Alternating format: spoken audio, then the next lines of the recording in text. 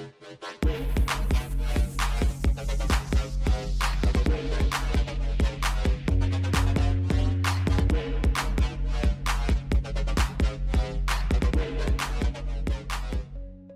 is up, everybody? This is Anime Squad Podcast, episode 67. I'm your host, Omar. And this is David. And this is Josh. And like as always, we have timestamps for your favorite shows, so you can skip to it to whatever show you want to hear. And if you're new, welcome. If you're returning, welcome back. And just a quick update on Robbie. He won't be here until further notice. Issues with him, family, all this stuff. So we understand. It's understandable. And whenever he comes back, it will be a great surprise, great treat. And with that, let's just jump right into it because we have so many animes, so much. And just starting off right off the bat, Resident Evil Infinite Darkness Episode 2. And this one was funny, I think, with the whole, they were in the submarine, what could go wrong, right? What can go wrong? Knowing this from seeing the first episode, everything goes wrong always. Nothing ever goes smoothly. Exactly. And it was surprised what threat was in the submarine, because underwater, what is there? Maybe a infected crew member, or someone's carrying the virus like a tube and just injecting everybody. No, it's not. No, it's rats. Rats. Just disgusting sewer rats coming out, bursting out like alien from the bodies. Yeah. Oh, it was gross, and it was a cool reveal too. How like the camera was like just below like a crew member, and it just ran up on it. And I was like, oh, I bet it's a rat. And sure enough, not just a rat. Multiple rats.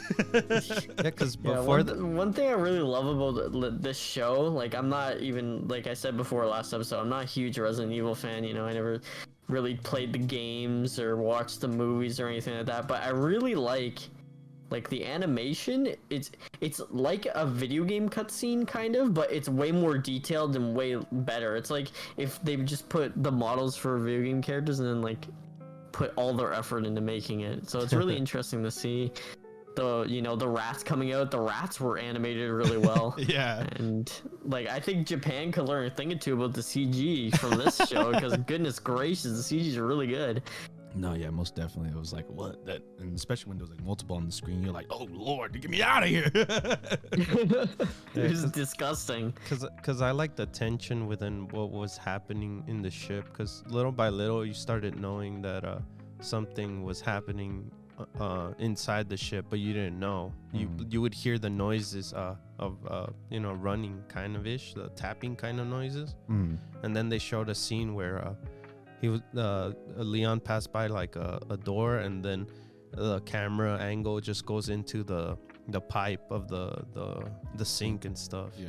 And you just hear the noises coming through there. I was like, oh damn. What is that? I had no idea that the reveal was gonna be that. When I saw that scene, I was like, something's going on. I thought it was gonna be like worms or flies or something. Yeah, something more gross. But rats are pretty gross, man. Rats are freaking disgusting. So yeah, obviously Leon and the agents try to get the hell out of there, get the hell out of Dodge in their little escape pod. And but wait a second, man. What?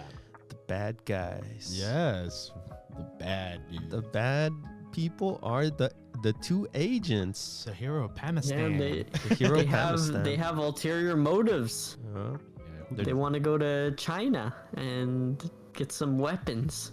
Yes. Pretty much to show that the fact that, hey, America was the bad guys, Yeah. The government's the bad guys, and we're the heroes. Bad guys, And Leon being the scout boy, obviously coming after Resident Evil 4, after all he did for the president, he's not gonna turn his back on him. He's not gonna turn back on his country. Yeah, he loves his country, even though he knows they're kind of, bullshit with Raccoon City. Yeah, what happened to Raccoon City, but he still cares, about the people. Yeah. So, Leon's like, yo, I'm not with you guys. You guys. Once we come back, once we go back, you're gonna hit the slammer. Slammer. Yeah. But he got a slamming, all right. Yeah, you got knocked out. That was cool. I was like, It's like a bunch of guns on the table. You know, someone's gonna die. It was like a quick They're draw like, moment. Like, hey, dude, if you don't help us, we're just gonna pop a cap in your ass right now. I was like, oh, really? Oh, I would love to see that. And then bang, Bang, bang. bang, bang. Yeah, man. Freaking quick draw, man. So that was cool to see. And I just wanted to point one thing out. I know Claire's in this show, but these past 2 episodes, she hasn't done anything. She's kind of like putting the pieces together in the background. She's got no screen time except in the very beginning where she's like, oh, I see. So there's zombies. Yeah. Yeah, exactly. So I don't know what else. I mean, I think that's just gonna be her whole bit. She's gonna put everything together at the end. And she's gonna be like, Leon, did you know? And he's like, yeah, I was fighting it right now. He's like, yeah, of course I knew. Are you kidding me? Yeah, I fought on a submarine and now I'm fighting I fought in in China. the White House. I fought everywhere, man. You're late, Claire. Invasions everywhere. While you're sitting on your ass, twiddling your thumbs. Playing I detective was out there over here. fighting against zombies for my life, saving the White House. So yeah, that was a pretty action-packed episode. You know, zombie rats, and just we'll go from there. Obviously, Leon's chasing after the female agent, and see if they can catch up to her. And with that, we move on to the next show. Oh, we have 2 new entries of the summer animes, and I think this is everything, right, David? No, we still got, I think, another 2. We have one? 2 more. We have Jahi and the Mappa show, the new Mappa show. coming Okay, out. so these are 2 new entries for right now for the summer animes, starting with Mother of the Goddess Dormitory, episode 1. Let's just rip the band-aid off of this. If you're looking for an ecchi show, you're looking for boobs. And This is your ecchi show. this is the This ecchi is this is this is definitely that's all this was. I don't even know what the plot was of Uh, this it's- episode. What I told Omar pretty much is that this is just the kid trying to get a home and Yeah. stay there yeah, pretty much. And not that be a was it. hobo. Yeah, Not be a hobo. because his dad's like, screw you, kid. I don't like you anymore. left And then his him. house burned down, and he's like, I'm homeless and dying. And then this girl comes up and is like, hey, cute kid. And she's like a little predatory. And then she brings him to the house and is like, we'll pay you a lot of money if you just kind of look after us, because we can't function as adults clearly, and we Yeah. have issues. Yeah, it's funny too to see the the fact that everyone like that passes by the building, they're like, oh, They got a It's- reputation. It's like, oh, it's that dormitory. It's gross. it's gross. It has like a lot of history with weird And we can tell why. Yeah, oh yeah, right off We the have bat. some crazy characters Yeah. coming out in the first episode. We got a serial dresser upper Yes. and a Mad scientist. toxic waste management biohazard company. Yeah, she was making the rats for Resident Evil. Oh, Yeah. But yeah, I like the touch with all the doors being kind of like funky. Like we have the one door that's like absolutely destroyed, but we haven't seen her yet. I don't know what that one's all about. And Yeah. then you have the door with the biohazard, and then you have the one normal one. yeah. And I guess the normal one is gonna be the main girl. Yeah, Athena. I think her, since Yeah. she doesn't like men in general. Yeah, she has a man hate complex. No, she has a fear, I think, right? Yeah. Yeah, she's afraid of men. Yeah. She doesn't hate them.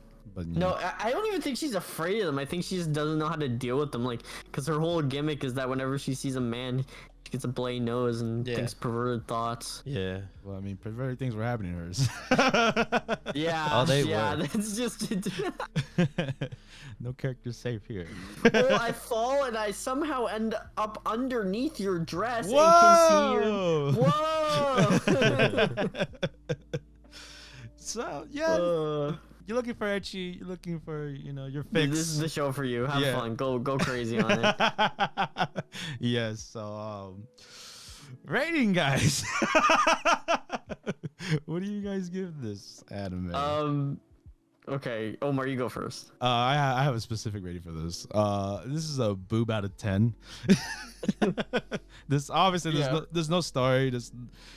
characters are just stereotypes, and it's like we've been saying the whole time. It's like you're looking for basically softcore porn here, ecchi goodness. This is it. I I don't think it's softcore because you watch it's uncensored and you just they're out there. So I don't even know if like it's at this point it's basically a hentai. Not really, man. They didn't go that far. There was nothing. There was no implication on them doing anything other than touch. Well, it would be very weird. He is 12. Yeah. No, yeah, that is a weird part. No, unless it's like show the complex. But anyways, This show's messy territory. Yeah, so this is a boob out of 10. I don't know how I was gonna do this, but boob out of 10. What about you guys? Double 0 out of 10. I get it. All right. Wow, that made you laugh. Yeah, man, it's hilarious. Okay, David, you go. I want to hear your opinion. It's just I guess if you enjoy ecchi shows, this is for you, and it's not a like super horrible ecchi show. It's just if you enjoy it, just a 4. 4 Yeah. out of 10. Okay. Just 4. Are we keeping this or Nah. no? We're dropping this. I don't. Yeah, I don't. We're chainsawing this one. Alright, so it will get the proper chainsaw, and if you're looking, Because I'm gonna give it a 2 because I'm not a big ecchi guy and there's absolutely no substance here other than ecchi. The art was good though. no, it was. The art was very nice. It Yeah. was lovely actually. No, I meant like compared to like other like shows, this one has good art. You know why? Yeah, it does. I'm like, wow, why can't other shows get better art? Because we had previous shows that had like shitty art, like the art style and the anime was pretty bad. Yeah. And then this one had a decent anime style, better than your decent show. Okay. But yeah. No, okay. I'll give a real rating for this. It's like David said, it's like a 4 out of 10. It's not bad. It's very basic, and yeah, looking for boobs. Here it is. And with that, we move on to the next anime, our last new entry. A very good one actually. Sonny Boy, episode 1.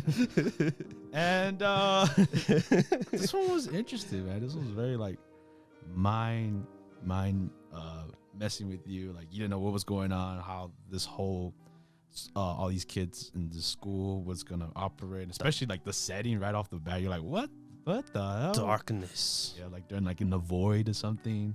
This show is gonna be, I can already tell from the art style, from the way it's presented, it's gonna be one of those shows that's just, it's good, but you're gonna be confused. It has a lot of symbolism, a lot of meanings in it. It felt like Lord of the Flies at a lot of times. You know, the whole superpower thing, the whole thing with the Cap guy getting progressively more violent with his penalties from the encouragement of the other sketchy dude. It culminating to the end where he almost murders a kid. Yeah, like it's gonna be one of those that's gonna be like, there's a lot of themes, a lot of symbolism presented in an odd, bizarre, artistic way. You're not gonna get anything like from this show, like anything else in the season. Yeah, it's unique. For me, it gave me the same like vibe of Tokyo Sinks, right? Oh, Japan Sinks. My bad. Japan Sinks 2020. Yeah, it had the same like it was serious at times. A lot of seriousness came in within characters deeply, and that's what it gave me the same vibe too, where on that show. What it was show, right? Yeah.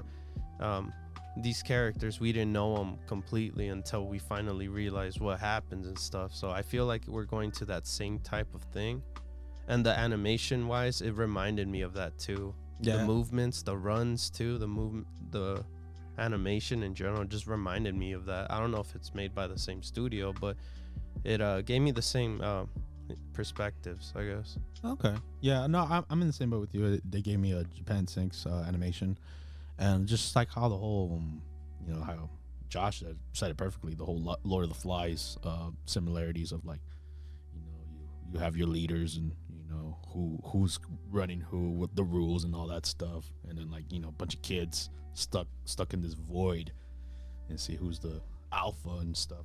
So it's crazy, and especially the powers that these kids have. They're interesting. They're not like your basic super fast, super strength. No, it's like this one guy, like the one that was rebelling, like he was like breaking like the reality stuff, and it was insane. Super cool animation on that, by the way. No, yeah, most definitely. Every single power had really cool animation. Even the penalty power. Yeah. Where it just like slaps on their face. And they gotta do it. That was so cool. No, yeah. They have to do the specific punishment and stuff. Mm-hmm. Yeah, like they're already given a punishment and they're forced to do it even if they don't want to. Yeah, and it's cool. And especially our two main characters, I forget his name. I think it was Akaze, and then Nozomi, I think was her name. How like they're very not with the students. They're polar opposites too, by the way. Like she's very like free-willed, free-spirited. Like I'm a go-getter, and he's very like I don't care about anything. Mm-hmm. And it's very cool. Like at the end of the episode, how like it was cool. Also the fact that they realized that I think it was her where she thought that the dimension thing was like not that far. Mm-hmm. Like it was probably on the other side, I think, right? Like the void, like it wasn't real. Like there was still like something on the other side of the void. Yeah, so, like, actually, one of the kids, the kid with the unibrow, figured out that there was stuff on the other side because he would draw something on his hand and then it would go away when he brought it back inside. So like he knew that it wasn't literally just a void, like it was just like a wall almost. Yeah, and what? Now I'm thinking about it, I feel like it's some kid's power, maybe like just to make the void, and he didn't even know it. Could be that the rule kid. Maybe because he's sketchy, man. Oh yeah, yeah. I was telling you, Omar, he's the villain. Yeah, definitely. I get villain vibes from him. Just his calmness. I saw that star near his eye. I was like, who else has a star in his eye? It was just his. Nah, but yeah, man. And then him manipulating the other guy to take the blame for stuff. Yeah. Just so he could punish him. It was pretty much a puppet. Yeah. For him to like, hey, you could do this, man. I believe in you. Keep going. Yeah, and then when Cap loses his cool, he's like, all right, you're still my puppet, remember? Penalty, and then he gets the worst penalty of them all. Oh yeah, that was messed up, man. And humiliating. I felt sorry for him. Even though he almost killed the kid, I was just like, Jesus. Yeah. But yeah, it was. And I like that commentary between the kid too, being like, you think you're hot stuff because you're the captain of the baseball team, like you think everyone needs to bow down to you, and he's like, yeah. And then like it just showed his insecurity about it.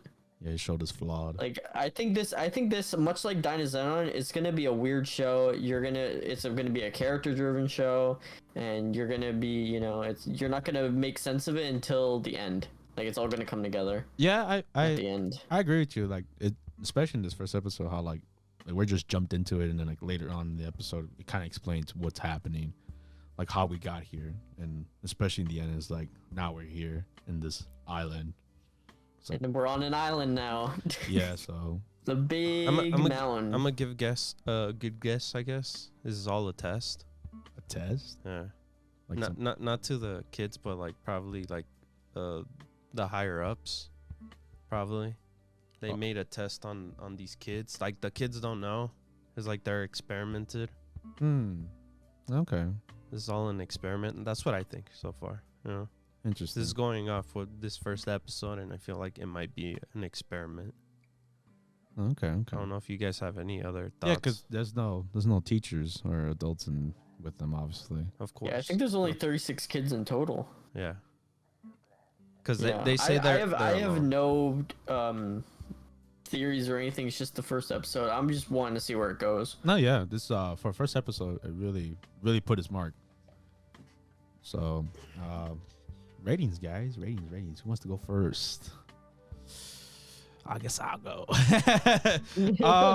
Yeah, man, this was one of the animes I was actually looking forward to watch. Had a cool trailer. The animation was very different from everything else that was offering this season.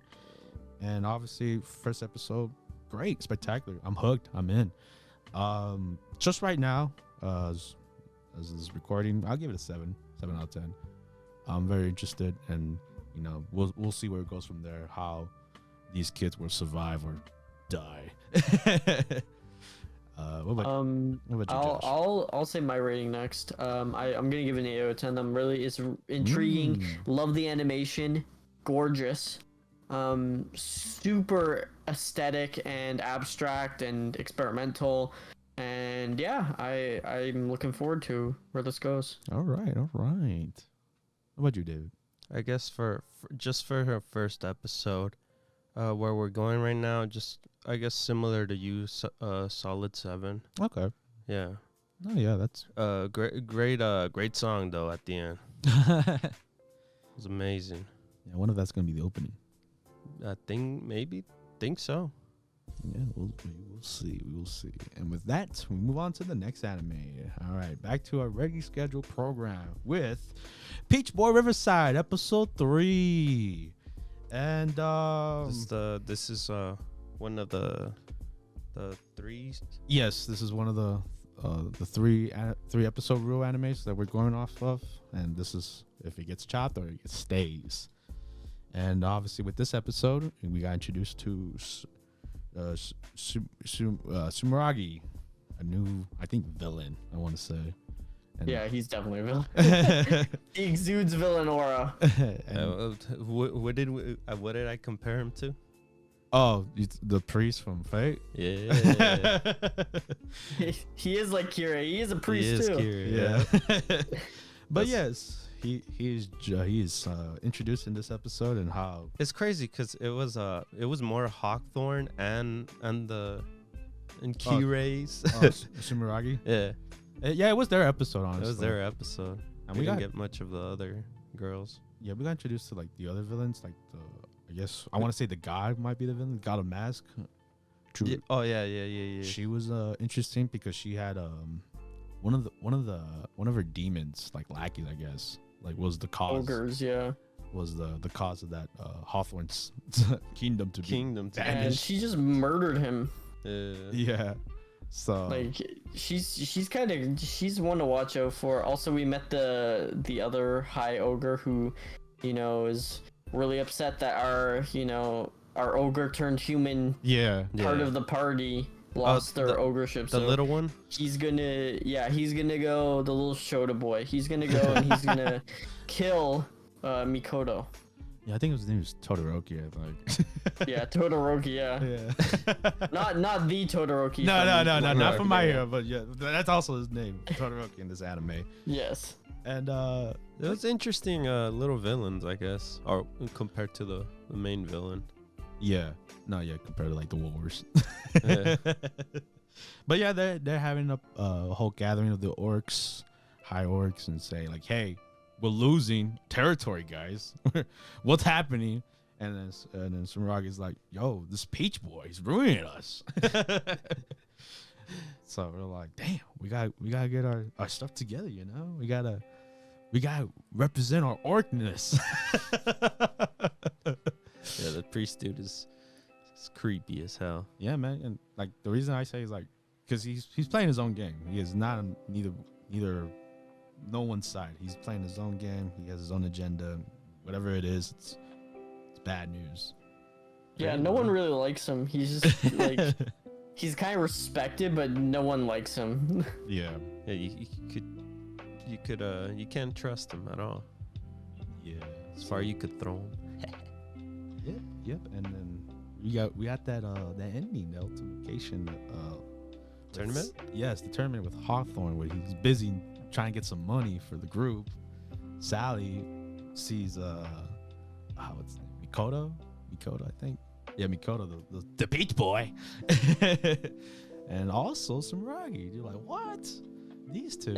And now she has to choose between which one she wants to believe. Which honestly, at this point, like I don't even know what's going on anymore. I don't know who any of these characters are.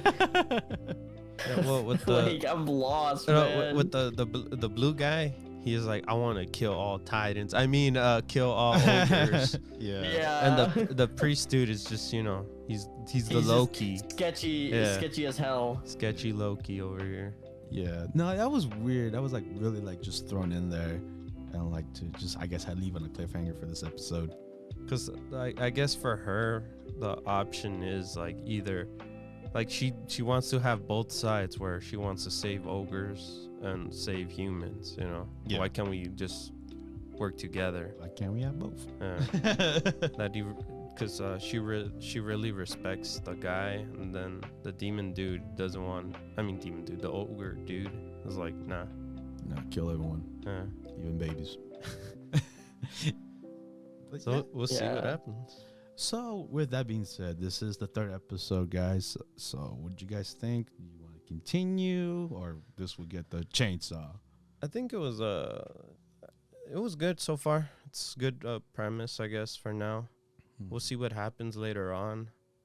I would want to continue it. Okay. Yeah, my answer's based on these guys. Like, I don't really mind if we drop it. It hasn't really impressed me right now, but if everyone else wants to keep it, I'm fine with keeping it. I don't mind. It's interesting, you know. Let's just finish it out. Yeah. Like I would like to keep it because I think next episode is like how you said, Josh, the first episode, the official first episode. So yeah, maybe with that it will actually solve all my issues with like plot holes and all that stuff. Maybe make things sense. But we're keeping it. Not a like hell yeah keep, but like, you know, like we'll see how it goes from here. Hopefully we won't regret this choice. Yeah. And with that, we move on to the next anime. I think everyone's favorite, the Aquatope of White Sand, episode 2. And Fuka finally starts in the aquarium. She's trying to learn the ropes and fights the struggling penguins. hard. Those penguins really messed her up. Yeah. I actually really love the small subtle details that they actually nailed for jobs. Like usually anime, when they start jobs, they always are like, oh, you have the best manager in the entire world and they don't care what you do, you'll just stay there because you're such a good person. It's like kind of like a self-insert type thing. Yeah. But this one, like, she immediately goes from like best friend to like manager mode. Yeah. Take off your nail polish. Don't mess with the aquariums, you know. Don't mess it up. She messes it up. She gets scolded hard. And like it's realistic. Like, no, if it's you mess very up at work, you're gonna get scolded. Yeah, it's very realistic. Like Kuro, she didn't hold back. She was like, yeah, you're my friend, but this is my aquarium. This is what I love, and you're messing it up. Yeah, I don't even know if they're friends at this point. It's just like she was just like, oh, you know, you're gonna live in and help with like our family and stuff. Like that's fine if you're volunteering to do that. Because she said, I'll do anything to stay here and work. So I don't think she's getting money for it. I think she's just helping out, and that's like, you know, free labor. Because she'll do anything to stay there and work the aquarium, even with no experience or anything like that. But of course, eventually they'll end up being friends because they have. I guess towards the end, it pretty much makes you're like, hey, I'm here to help you, you know. Yeah. I'll be honest with you, David. I think they're gonna be more friends. I'm sending some Yuri here. Yes. Okay, some Yuri. That was me too, man. Like I think there was a moment where like they touched hands and stuff, and I was like, oh, is this what I thought it would be? I also watched the OP because the OP I usually watch the first OPs of the season. So I watched the OP, and there's a shot in the OP where they hold hands and run together. So I'm like, I'm getting some Yuri vibes. We'll see. We'll see. Because right off, like obviously we also have a love interest in a way too. Oh, are you talking about the boys? Yeah. With Kai. Yeah. Kai liking Kuro. Yeah. Oh, most definitely, dude. He's doing free labor in the morning. Who does that? Yeah, he looks like he's a big strong sea boy. Yeah. Over there. The strongest. But my favorite like comedic character so far is the other worker there. He's hilarious. The guy that he just hates life. Yeah, and he's lazy. Nothing impresses him. He just sits there. But whenever alcohol was comes in, like, oh yeah, specifically white wine. White wine. No, that's cool. Yeah, and like in this episode, we got introduced to them, and the other girl, Udon, her nickname is. It's. I feel like it's gonna be like a group thing now. Like I feel like Yeah, everyone's- you know, they all go to school together. I'm pretty sure, except the Kuya. kind of sad guy. Yeah. Yeah, Kuya. And Fuka obviously, Mhm. but. I really like this episode because it showed, you know, like I said, showed the kind of the ugly side of work. Like it's not sunshine and rainbows. Oh, you and- know, and she got in trouble and then she, you know, got in trouble again, but she did the right thing by spraying those. Oh, those. jerks Oh yeah. So So the loan sharks? So the big thing that happened pretty much is that, you know, the aquarium's having troubles, and pretty much the director or whatever the guy was, he pretty much came and like, hey, let me buy this place. I thought he was trying to give them. No, loans. it wasn't the director, because the director is Kurusu's grandfather. Oh, okay. It was just some random like Omar said, some loan shark type of guy that's like, hey, I'll give you all the money you need, but you have to like fork over all of your royalties or something like that. Yeah, Like okay, think yeah. Shark Tank type of thing. Yeah. The reason I say And loan sharks because she was like, hell no, this is a family business, dude. yeah, we're a small aquarium. We're not like, you know, big names over here. So no, that was I like that part with Fuka. She like, you know, she shows her loyalty to the business of the aquarium. Yeah, because with the whole penguin incident that happened, Kurusu's big thing was, do you even want to be here? Do you Yeah. even care No. about this? Because like you messed up so bad, you didn't even care about the animals or anything like that. Like this is my livelihood. Take this seriously if you're gonna work here. Yeah, and I like that. I like the how serious she is about it, and like I even learned something new. Where, like they put like pills in the fish gills, so like Yeah, that was really cool. That, you know, to give them their vitamins so that they don't get deficient and various things. yeah. So I was like, oh, I learned something new. What I thought it was adorable was when she got scolded after when he When she sprayed the loan sharks. yeah. But at the end she was like, I wanted. To they weren't customers, so Yeah. that's fine. Yeah. Yeah, and she's like, and it made me feel better. Yeah. So Yeah, they ruined the sign, bro. That beautiful sign they Yeah. had. Bastards. also, I love the beautiful moment where she finally told her about her past and stuff like that. And it's like, hey, you know, I lost my dream, but I still want to realize yours because I don't want people to feel the sadness I feel. Yeah, which is very cool. It's crazy too that we realized that her dream, in a way, she kind of like stopped it because she wanted the other girls to succeed, I guess.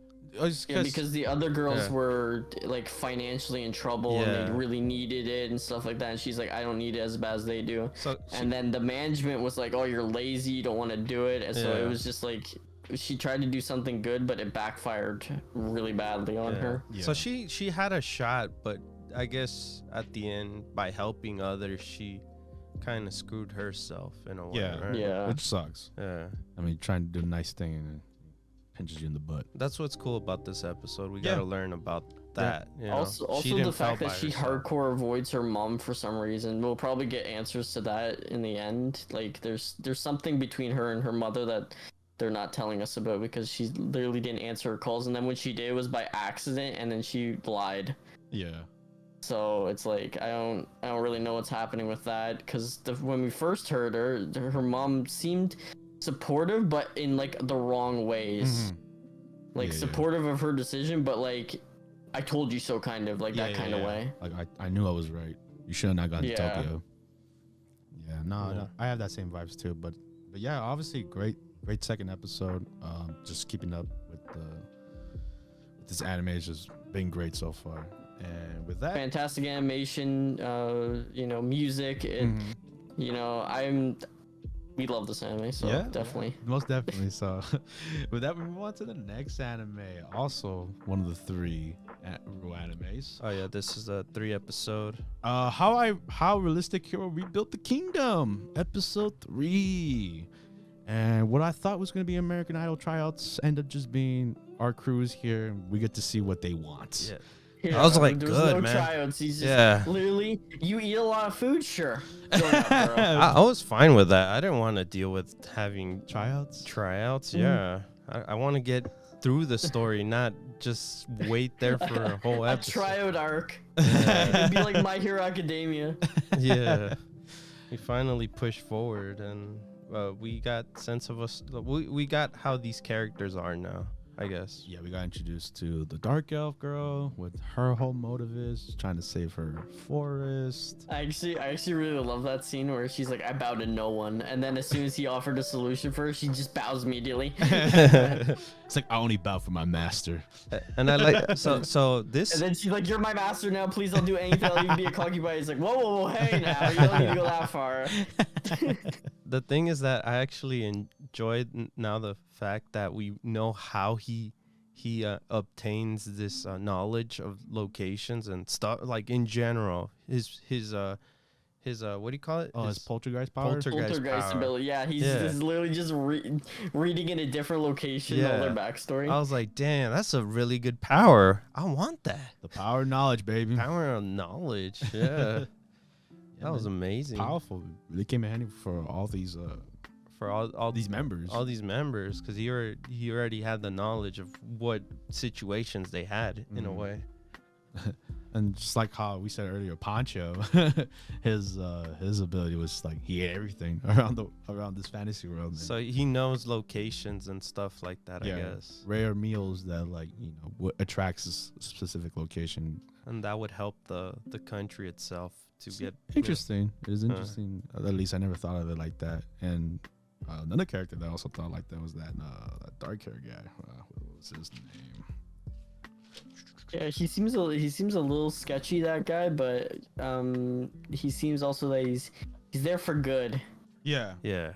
He's more of a like, hey, I know too, like I'm knowledgeable too. I know what I think you're gonna do and stuff like that in a way. So I'm gonna see what you're gonna do in a way. Yeah, Hayate was his name. Yeah. He's kind of like also the strategist. Like he wants to be a strategist. Yeah. And the king can see that. It's like, oh, this guy's smart as me. So we'll see from there.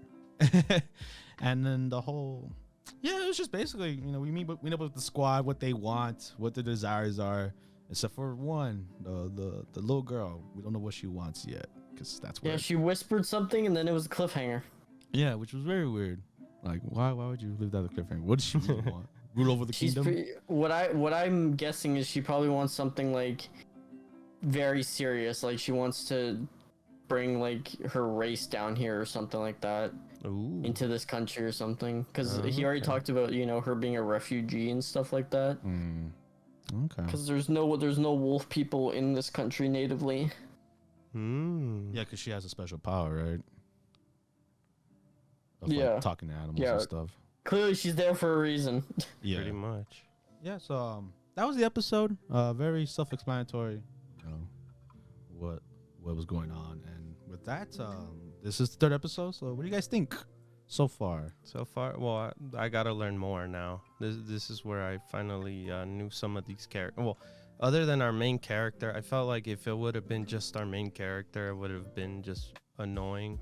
Just hearing him being a know-it-all, but now that we're bringing in more characters, I feel like It intrigued you more. Yeah, it intrigued me more. I want to know more about him. I want to know more about Pancho, man. I want to know more about the singing girl, man. The singing girl, well, the whole squad, pretty much. Yeah, I think the introducing the squad kind of saved the show for me. Honestly, yeah, because this episode got way more interesting. Because I thought they were gonna be just like, oh, it's him and Lisa, I think her name is. And it's funny too because she like, the princess also felt what do you call it? She felt what do you call it? Kind of like jealous. Oh. Yeah, she's starting to have feelings for our boy because of how smart and intelligent he is. Yeah, she's in love with his brain. She literally had a dream about him. Yeah, so that's how you know it's serious. But hey, man, who doesn't love that songstress girl? She looks amazing. Yeah, our main girl was so jealous. She was like eyeing him, giving him the death stares. He was gotten close to her. So David, you want to keep it? What about you, Joe? Just keeping it as well? Yeah, if like David said, if it was the first 2 episodes and then we decided, I'd probably say no because the first 2 episodes were hella boring. But this episode's like has it has a cast now. And like we still don't have, it's not great character development or anything, but at least we have more like action going on instead of him just like sitting there being like giving us jargon about how to save the country. political and all that stuff. Okay, yeah, all right, yeah. It sounds like we're all unanimous here. I will also like to continue it. This episode did save itself. So we will continue watching how Realistic Hero rebuilt the kingdom.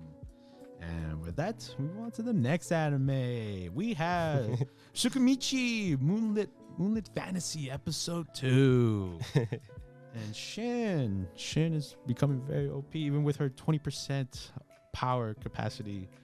She apparently has another world. To be honest, guys, I have no idea what happened between that last episode and this episode. We just went off the rails. Insane. Like now he's like literally the most OP being in the entire universe. Yes. And everyone loves him, and he has a whole nother world that he's bringing people into. Like, I don't know what's going on. Like the whole plot felt like Slime.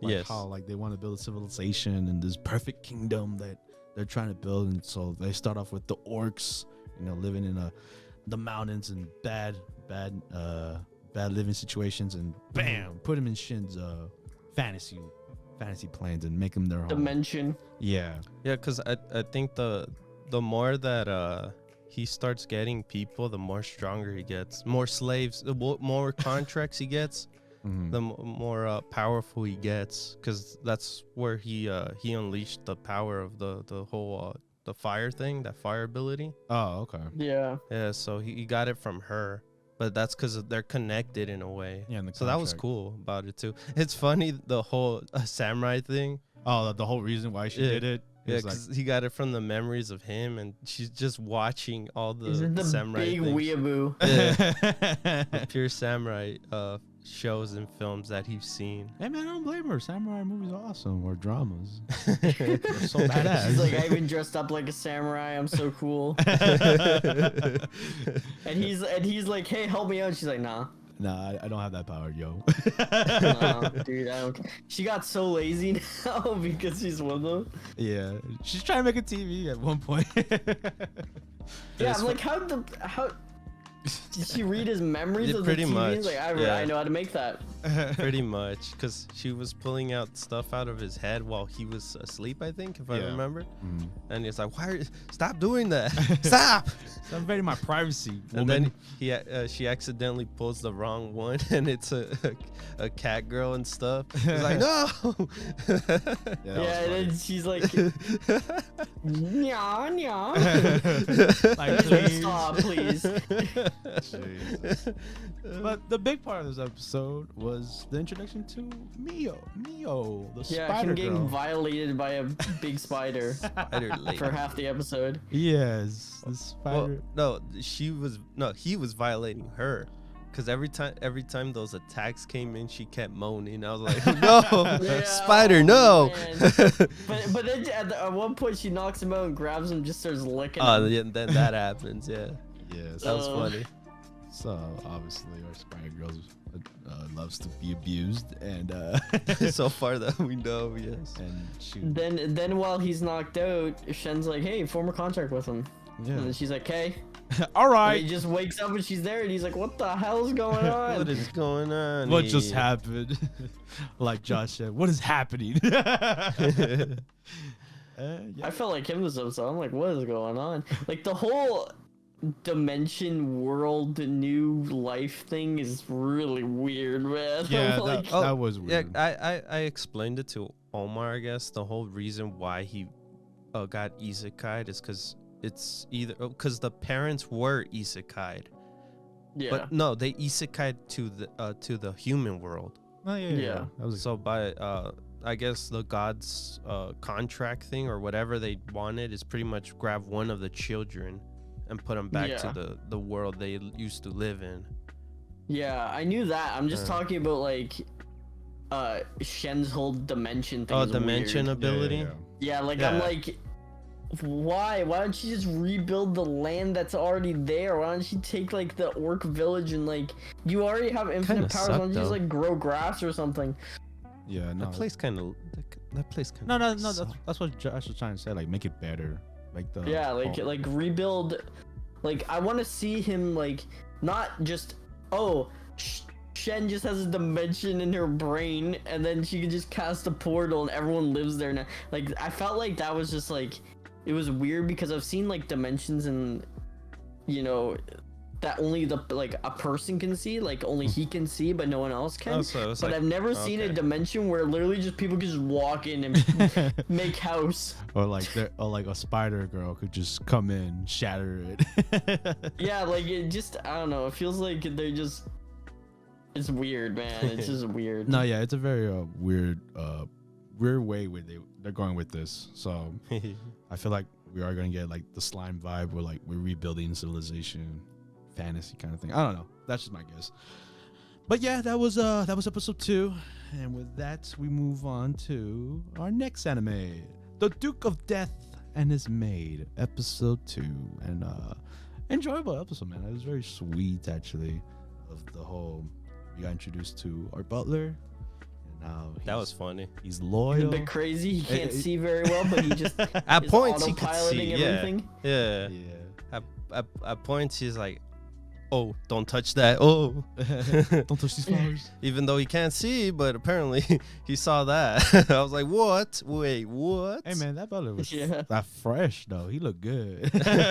He was fresh, man. Yeah, he looked I, cool. You know, this anime is a sleeper for many people. I mean, like, I don't Yeah. think a lot of people are watching this, but it's impressed me so far. Like, I've grown attached, you know, to our main character and his plight.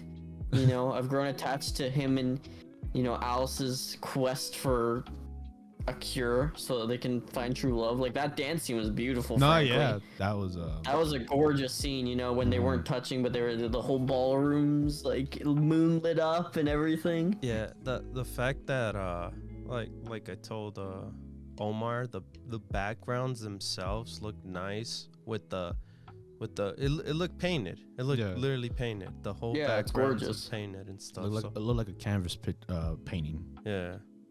So that was cool. The music was amazing too. No, yeah, especially with Josh bringing up the whole ending dance. It was very mesmerizing. I was like, wow, they're actually dancing without even touching. Yeah, and I couldn't believe how in sync they were. Like, I think that's like not like a metaphor, but it just shows how like connected they are, even though they can't touch each other. Like, they were able to do a full ballroom dance together without ever touching once. Like, do you know how hard that is when you're not like fully, you know, in tune with your partner? Yeah. Like, it's almost impossible. You're gonna trip over each other. In my head, I was like, what? No, Eddie, be careful. I know, like one misstep, and he could touch her, she could touch him, and bam.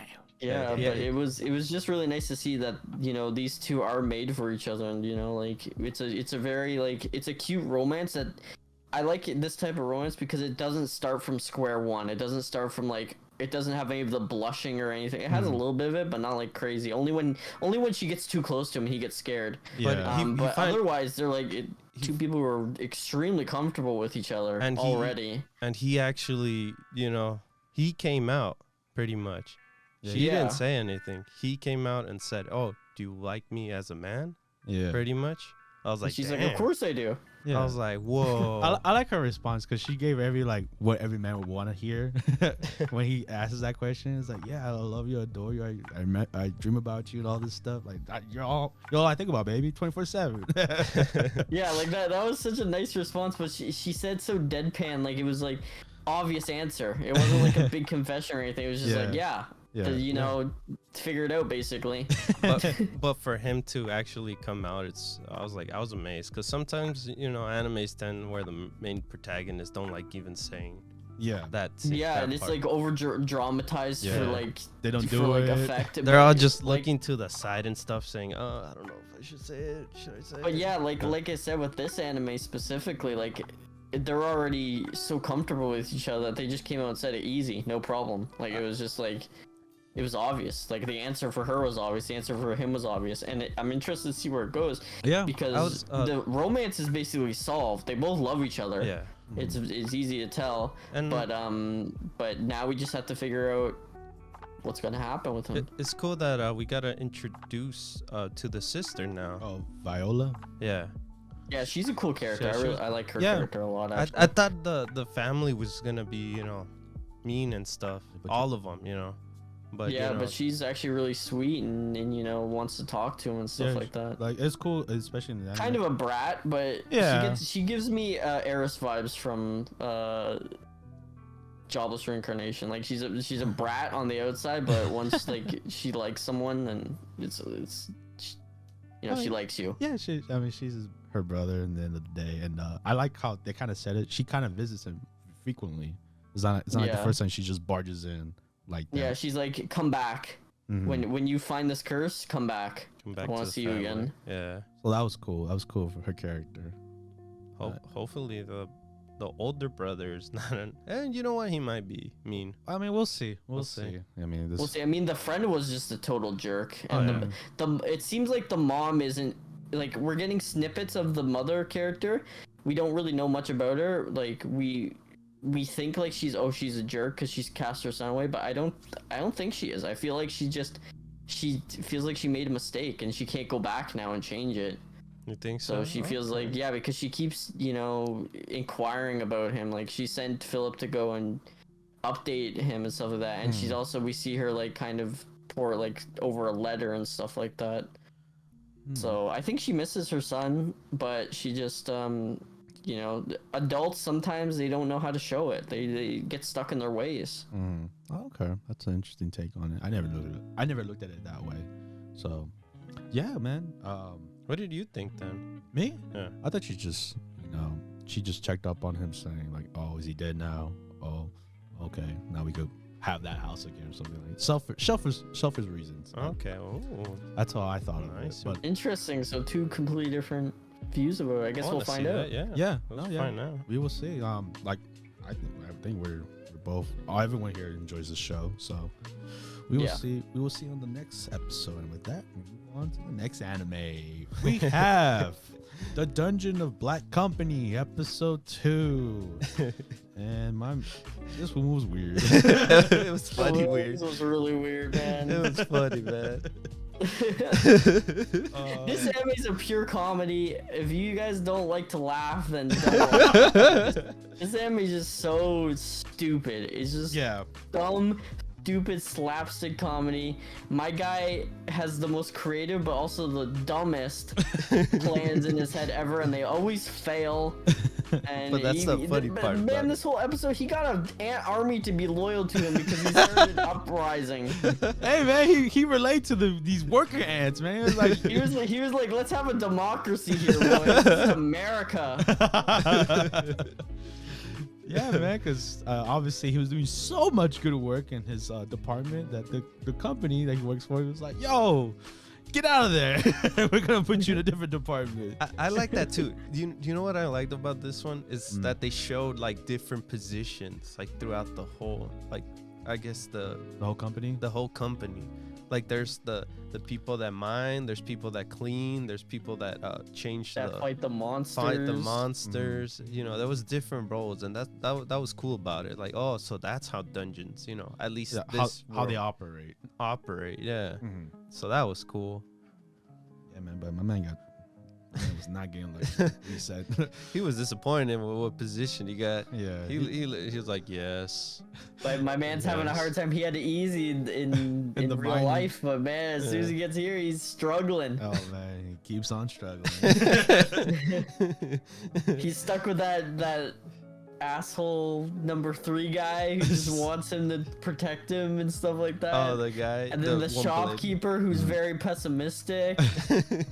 And he's like, oh, dude, okay, I need to figure this out. And then he's like, oh, the ant that collapsed. He needs to No, wait. have an uprising. The thing was funny too, because he's like, oh, don't take that. That's part of the equipment thing. You guys are about to die.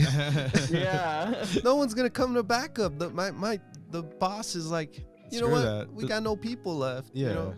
What is there to save? You guys. Get back to work, man. Yeah. Oh, what have you been doing? What Did you have finish the Yeah. job I Yeah. gave you? Like, damn, bro. Damn. Too real. No one cares about the little guys, man. It's like all those sweatshops, man. You die in the sweatshops, it's over.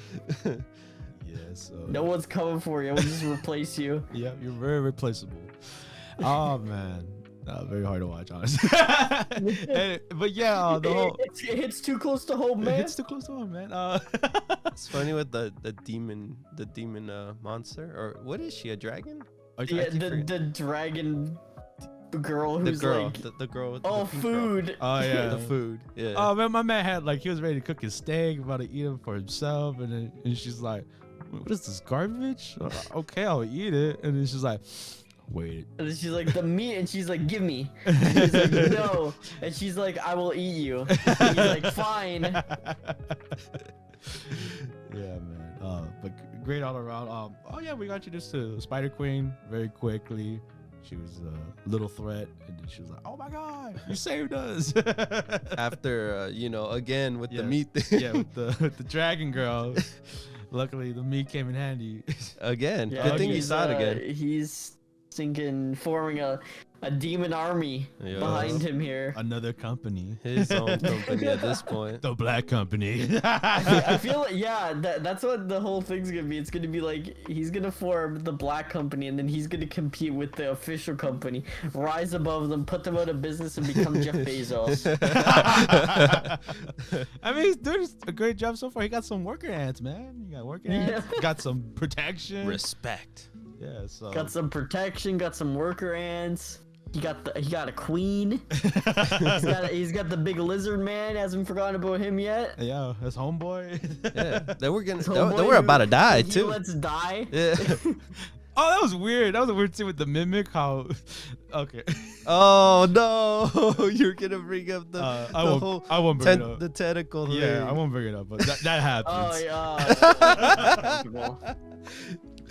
But yeah, funny show, Jeez. man. Hilarious all around. So we'll see what our MC does the next episode. Oh man. With that, we move on to the next anime. Oh my god. Girlfriend, episode 3. We haven't recovered from the last one. Oh no. my god. The first scene, man. I'm gonna say one thing. Saki carries this show so hard. She's easily the best character. No, right now. she She's is. hilarious. She is, and just like She is absolutely spastic, out of her mind. just this whole episode, we're like, She's like No. she's- So from the beginning, the whole hiding thing was still going on. So it was the most dumbest thing ever. all the hideouts that were trying The to. hideouts that were tried, Oh, the yeah, rooftop. she's like, oh, I have the restroom in here, the nasty restroom. She's like, okay, I want to be in here, and she's like, I wanna "It eat." smells good, It come here." smells bad. I was like, okay, Yeah, how about and the then she's back like, of the okay, restroom? I have another restroom, and then I have another, and then we can go in the stall. And she's like, no, dude, I want to eat in the restroom. And then he's like, why don't we eat in the thing, in the gym Oh, storage? yeah, the and gym he's like, storage. it's locked. It was super dramatic. It's locked moment. Oh my. Oh, jeez. okay, And then they okay. go in through the window. Hold they up. Move The one everything thing he around, does, the most and then she dumbest jumps thing. out the way. This anime. Oh my god. Okay, so this guy, his brilliant idea was to punch this lock. He And, just punched it and it broke his hand. oh my god, dude. So yes, they go into the damn gym storage, and oh my god. This anime is just So, like- it's ridiculous. Yeah, so Oh. Saki finally realizes, like, honestly, I'm not a good girlfriend. And to put it in her own words, I don't do shit. I don't do anything. I've been just sitting around. I've been just sleeping, eating. Sleeping, eating in the bathtub. They're all doing stuff, and I just sit around and do nothing. So her brilliant idea was to be like, okay, so what can I do? Sex. All right. So at 3 a.m, he's dead asleep. She just comes and jumps on top of him, half naked. He's like, "We're doing it now." He's like, "What the hell are you talking Oh, about?" okay, Josh. This guy's a high school boy, and half naked girls on top of him. If any high school boy with hormones going crazy would have taken advantage, not this guy. Omar, can I raise you a counter argument? Go ahead, sure. Okay, it's 3 a.m. He's fast asleep. and some girl gets on top of you, would you still do it? Yes. I wouldn't. Yes. I'd be like, no, no, dude. you're insane. I'd be like, no, dude, get off me, bro. I'm not in the mood. No, hell no, you're wrong. Well, wait. There's No, another. I'm right. There was another counter argument, man, because he wanted a threesome before. Oh so my god. So that doesn't counter That that don't fly, one, right? man. That don't fly. Yep, it don't matter. It don't fly, man. She's trying to take advantage of the situation. She's like, nah, dude. Nagisa's not here, bro. Are you kidding me? Let me call her up. I can't cheat on her, bro. Yeah. With you. Oh my god. He's like, my weenie ain't hard right now. Just get off me. Said no man ever. I swear to God. Anyone hearing this part, I want to know. Would you have done it already? Anyone hearing this part, I want you to know. Would you do it? Would you do it with Yes. her? If Saki was on top of you, would you do it? And 99% of the answer is gonna be yes. Anyways, so obviously that upsets her because she's putting herself out there, and she goes home. No, that was funny. Next door. That was funny. She just walks next door. That was it. Oh my god. And like after that whole thing is just trying to bring her back, and I give him props for keep Absolutely, trying, bro. he never went to sleep. Yeah. no, he never went to sleep. And then the final straw was Nagisa being like, "Okay, here's what will get her back. I know the technique." And then he just takes his hand and puts it on her breast, and she moans, and then she jumps from the from her house. There's this crazy leap, like Toradora, jumping from house to house.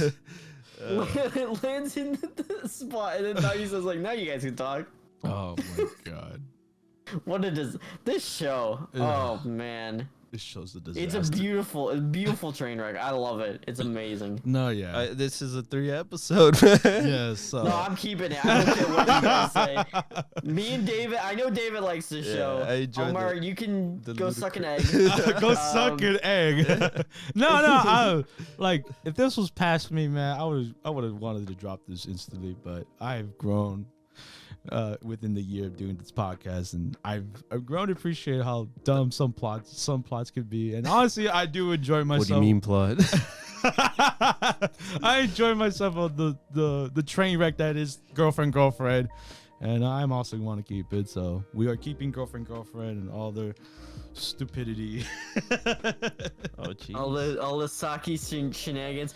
Next episode, we're getting introduced to the blonde hair girl. What kind of shenanigans are gonna happen there? I don't know. 3-way relationship? Yes. Never heard of that. Crazy. Yes, that is definitely gonna happen. And with that, let's just move on to the next anime. Remake Our Life, episode 3, and it's what we predicted, man. How they were gonna do their project, kind of like picture. Yeah, 100% dead on. Actually, we are just as smart as they are. We are He just got as praised for that. He got praised for that, dude. I would get an A+ on that project. I would come up with the exact same thing as they did. Yeah, exactly, right? I would say the same thing. I was watching. I was like, dude, I'm a genius like them. I'm creative too. I'm an absolute genius. I can go into the fine arts school. I can be part of the platinum generation. But yeah, we see that. I felt it was a little unrealistic because I don't know.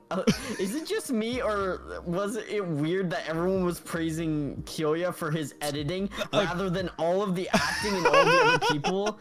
Like, he was just getting all the they were literally calling it his project. Like, I would be like, dude, we all worked hard. Yeah, on this is a group Screw project. you. Yeah, no. Okay, you know what I call that? I call that the anime moment. Literally, our main character just gets praised, and everyone's like, Yes. Well, I want to be as good I as wanna you. be You just are like my him." savior. Yes. I guess in a way, the only way I could see this is that he talks to all 3 of them, and that's why they assume that he's the reason why, Yeah, because they do mention within the thing, I'm like, oh, you actually you agreed with me, and I should have seen it your way, or something like that, if I remember. But they keep looking at him as like an inspiration, because they that's what they technically said. mm-hmm. Like, even Yeah, when but I'm just referring to, but I like, get it as a project wise. So like, yeah, we all did. Yeah, great, like I'm yeah. also referring to the red hair girl being like, Kyoya, good job, Kyoya. Oh, what, the rival little scene? Yeah. The little Yeah, rival and then scene? she's like, I would have given him a A+ on the project, and then her sister's like, you like him, and she's like, yeah, yeah, That was funny. Yeah. but not like that. No, and she's like, what are you talking about? Like, I didn't don't say worry- anything about that. don't And worry, it's like, oh no. Don't worry, sis. I'll set you up with him. Don't next project. Yeah, Don't you- worry, you gonna next be- project, I got you. I got you, fam. That's gonna be tough now. He's gonna have a kind of like 3 kind of way relationship. in a way. Honestly, let's talk about this waifu wars time. Who do you think? Who would you choose? Cause like I'm all in for Aki, the blue hair girl, man. I'm Yeah, all me in. too. I love She's- her personality. I love how she says y'all. And she's like got this really hick like accent going on. Like she's from Okinawa or Hokkaido or something. Yeah, yeah. And yeah, I like her. I agree with you. 'cause Also, she's like his big love drawing girl. the inspiration, that what kept them Yeah. going through all those years and stuff. It's tough. I think I like both the red hair and blue hair. I enjoy both of them. And no one's giving love to the other girl. I know. Yeah, the other girls like I just want to get better at singing. I'm I think gonna they're more of- take you to karaoke with They're me. getting close to like they're Best in friends? best friends for now. Oh. But who knows later on eventually. Also, they work together, so that'd be a little weird, I guess, if you know. No, not really. No, not really. Well, and it all depends how it goes. Yeah. Because it does Yeah, get. if it's like I don't know, if There's- you're living with someone and the relationship goes south, oof, rough. Yeah, Yeah. you live with them and then you work with them. It's like you're with them 24. You do all your projects with them, Yeah. like can't avoid them. But I think Get that's what, out of my face. but I think that's what kind of like why she's attracted to him, because she's always like around him. And, Yeah. and since he's such Yeah, such inspiration. The interesting thing to note as well is we know what the other two went on to be, you know, Yeah. in the coming years. Like we know Shiroi came on to be a very famous artist. We know the other guy turned out to be a famous author. And you know, we know obviously the red hair girl went on to become a high-ranking game company that went under, unfortunately. Yeah. But we don't know anything about the orange-haired girl, and you know, we have an idea. We think that she's gonna probably become a singer, but he doesn't know that yet. We haven't gotten any proof that she's gonna be one, but that's an idea. From her singing, apparently it was bad, but I don't think it was bad at all. I tell He's like, I'm gonna put you on YouTube, dude. yeah, basically their time of YouTube. Yeah, and then he's like, She's like, no, oh, don't do that. Nico isn't a thing right now. So. Yeah. And I'm like, dude, listen, if I had the chance to go back to 2006, I'd be like, all right, I'm making Nico. I'm buying Bitcoin. All right, I would have done a I'm gonna lot. Me sit too, on that man. for years. I'm gonna be a millionaire. Yeah, like I told Omar too. Like I would have found a lottery ticket from who knows when, and then Pass winning. yeah, lottery ticket. and would have just got the millions that way, and then invested. Yeah, invest Yeah. in Bitcoin or some other big company that Yeah. comes up. Tesla. just become like a Uber. Mickey Black company like him. Yeah, Just sit pretty on your much. millions and become the ultimate NEET. But that's not the point of this anime, guys. Oh, yeah, the sorry, point of yes. anime is to find his passion, find Yes. love. I'm just looking at him like, No, dude, but yeah. you know what's gonna happen in the years to come, man. Buy Bitcoin. What are you doing? No, but It's 2006, man. Wait 2 years and then buy Bitcoin. You don't even have to do anything. Just sit there and buy Bitcoin. You'll be a man. millionaire. Freaking Josh. no, but yeah, I enjoy so far how the story's going. Yes. And stuff. Yeah, it's a very it's still enjoyable. Just yeah, man, the girls are lovely. You know, every character I enjoy watching for the most part. It's funny that during the whole talk within the film thing, we also heard the editing materials they did too, like Photoshop, Premiere. Yeah. Premiere, Yeah. Photoshop. Yeah. It was funny though, but you knew what they were. You know what Obviously, they weren't programs changed are that there. much. Yeah. Yeah, we obviously know the references. But that was cool. I was like, I have those. I have those. I'm creative too. Hey, I came up with that idea before the anime said it. I could be a film student. So obviously this is episode 3, and obviously from here, all of us, we are definitely keeping the show. Yes. Yeah, it's fun. It's there's a lot to talk about. We like it. Yeah. But hopefully the anime doesn't keep going on with main character syndrome and give him all the screen time forever and ever and claim him to be the greatest art student of all time. And nobody else gets the love. No, yeah, most definitely. And then even in this episode where like how the blue hair girl, she called him out. She's like, hey, how'd you know I drew? Like, did you pick on me or something? And he's like, oh shit, again. I did. She knew that he peeked on her, but you know, we found out that she's like, she wants to quit. She's kind of depressed about it, and that got to him because he's like, oh my gosh, she's my favorite artist. Like, don't quit on your dreams, girl. Don't quit. And they called her by her pen name, and that, you know, got, because how the heck is he supposed to know her pen name? Right? So, you know, that kind of raised some red flags for her, but she was inspired. Yeah, and that's good. That was a cute moment. So looking forward to the next episode of Remake Our Life. And with that, we move on to the next anime. We have My Next Life as a Villainess, All Routes Lead to Doom, Axe, episode 3. Hey, can I say something really quick before we go into it? I did not expect this to lead in this story, because like I told everyone before that I didn't really like the first season because I felt like it kind of lost focus of what it was doing. This season's going all out. She literally gets kidnapped, bro. She's just held hostage, man. Yeah. And you know the prince is gonna like I feel like now they're experimenting more with a more serious story, and it's kind of lost like Otome game kind of value on it. The thing that I told Omar, like everything got solved last one because they got through the DLC already, so she's still thinking the same way as in like, oh, I'm gonna still become a villainess. It's more like she's self-conscious, you know, on herself, like, oh, I think I might turn evil eventually again. Yeah, but it's not that, you know, it's just her thinking that way at that point. But this is pretty much its own story now, I think, from the game, the main game story, I guess. Yeah, and so I'm far more invested in the plot that's going on here, because like we're starting to get some development with, you know, with Alan and Mary both confessing their love for Katarina, which was, you know, weird. Wacky. Yeah, that was wacky. They were like, hey, I'm gonna be with you, but I don't love you. And she's like, yeah, it's alright, I don't love you either. And it's like, I guess we're after the same person. It's like, yeah, and if things don't work out well, you know, we can still have each other. Yeah, this is like, what's happening here? This is not a healthy relationship. This is toxic. Yeah, very toxic. Do not do that. But then we find out who was the bad guy.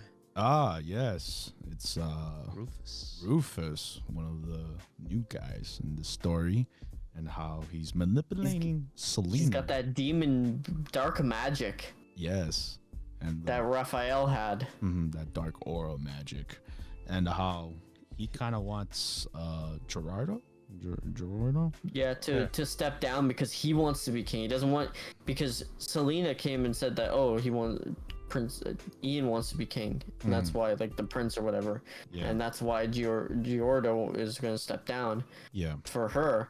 But no, we find out that he's manipulating her with the dark aura so that he can become king and get rid of all of them. Yeah, and so in a way she's getting hypnotized in a way, because she didn't know what was happening whenever the conversations were happening. Yeah, she would just end up in another room and she's like, what's going on? Yeah, I was like, damn it, again? This happened last time. Rufus messed up. Yeah, he keeps doing the same trick. Yep, and she ends up sneaking out, and he didn't realize till, you know, she finally told Katarina about the whole thing. Yeah, but now Katarina might actually be in real danger, which is scary because he's saying he wants to get rid of her. Yeah, well, our main hero doesn't know what to do. They're like, damn it, how can we help Katarina? They're struggling. They're struggling there, but I'm glad that they came to the solution that Giordo should not step down right away immediately, even though that's what he wanted to do. Gotta save his love. Let's use our brains for a second here and let's figure out this arc of the story. Yeah, so very interesting plot where we're going with how, you know, If Jiraiya's gonna step down, what is Rufus' next plan? Is Katarina gonna die? We don't know. We don't know. Is our main character gonna die halfway through the story? Yes, sir. No, I'm just kidding. But yeah, Obviously not, but she might get hurt. We don't know yet. yeah, she's gonna lose an arm. No, I'm just kidding. Whoa. But yeah, obviously, this being episode 3, this is obviously second season. We're keeping it. And with that, we're moving on to the next anime. Life Lessons were Uramichi-Oniisan, episode 2. And some dark stuff, man. very dark. Yeah. But funny at the same time. This was more darker than the first episode, I like to say. Oh man, what happened with that kid too? About the whole puppet thing? Oh, That I was like, ouch, that hurt me, and I was not that guy with the whole puppet thing. I was like, damn, that kid was a savage. my favorite joke. Okay, my favorite joke in this episode is literally the beginning. It was like, all right, kids, who's excited for today? And they're like, they all scream, and it just busts his ears. He's like, I hate my life. That was hilarious. You hear the little Yeah, you hear the sonic sound grenade noise. Yeah, that's the tinnitus. That's the professional There you name for go. when you have ringing in your ears. Oh That's what man, you I hear. didn't see that coming. And I was already off to a good start. The whole show is just like this surreal, like nightmare almost. Like Yeah. he's stuck in an existential nightmare. The whole time my man is still laughing at PP jokes. Like it's, dude, like, this towards the end it really got serious, and I was like, whoa, Yeah, this like is kind of sad. like he's taking it like in grocery stores and he's laughing at salami. yeah, Like Jesus, bro, come on, control yourself. that, and then the girl too. Oh, she was very sad. I know. I was like, damn, she she was was so laughing. sad. Like we originally thought that it was them two together, but we found No. out that she's actually just with some comedian guy Yeah. that's unrelated. But she's just suffering too. Yeah, man. Damn. Like it was funny in the beginning, but like once we saw their days off, it was like, oh, okay. These adults hate their lives, dude. They're having midlife crisis at age 30. Yeah, man, it was tough. It's tough to watch, man. Just like how like kind of relatable. Like they're I know. like, And then that guy goes to Uramichi's house. that was a and nice he thing. hits the dumbbell like Oh. 6 times. Looking at him like, what's wrong? That with was you, funny. That was funny, but it was cool that the fact that he came to his house. yeah, even though like he put him on blast. Oh, with the puppet. Yeah, thing. with the, I never seen a Oh, puppet. that got so dark. When it was pumping, man. I couldn't believe he was just like, "You're worthless. You're whole-" Literally the dog water meme was spouted by Uramichi's. I never seen a puppet sweat in my life. Yeah, he was sweating, man. No, but he respects the guy, so he ends No, up going yeah, to his- I think that was cool. That was cool to see, like, they all work together, and he got his bag, even though he don't like him. popping a cigarette at the end, man. Yeah. Seeing that his life sucks. Oh, and that scene too, where he's all happy, like, yeah, I'm here, I'm ready to go. Like he just had that Yeah. like little bit of energy, like, yes, this is gonna be the day. Then he changes, and then And then- okay, I relate to that. I so relate to that. It's like there's that bit of energy. You're like, yes, let's do my job. Let's get it going. And then you're in and you're like, oh, never mind. This sucks. It was too relatable, bro. Too relatable. Yeah. With that being said, this show gets darker and darker. it's getting too real. I'm looking forward to what else is in store, man. Yeah. And with that, we move on to our carrying-over shows, our carryovers, our leftovers, with My Hero Academia, Season 5, Episode 16. Girl power, baby! Girl power. Girl power. Actually, I'm My Hero Academia I have a weird relationship with because I find half of the show to be like terrible, absolutely like 1 out of 10, horrible, dog water, just garbo. But then the other half is like decent, and even this sub filler episode was still pretty entertaining. Like we saw more of Uraraka's like personality and like how she does things, and like her with the plane and stuff like that, and being like you can do it. Don't give up. Lift the plane. Yeah. With your power and stuff. You actually see them do their job. They're actually. Yeah, and that's all I wanted. I don't want to see any. If they just got rid of the school, man, I'd be just get rid of all the school. Heroes. I don't want to go back to school. I'm done school. I don't want to go back to school right now. Get rid of the academia part. Just be my hero. Just be my hero. Just be the heroes. And preferably don't focus on Deku either. Focus on Todoroki or something. But this is his story, man. Yeah, but he's like the worst character in the show at this point.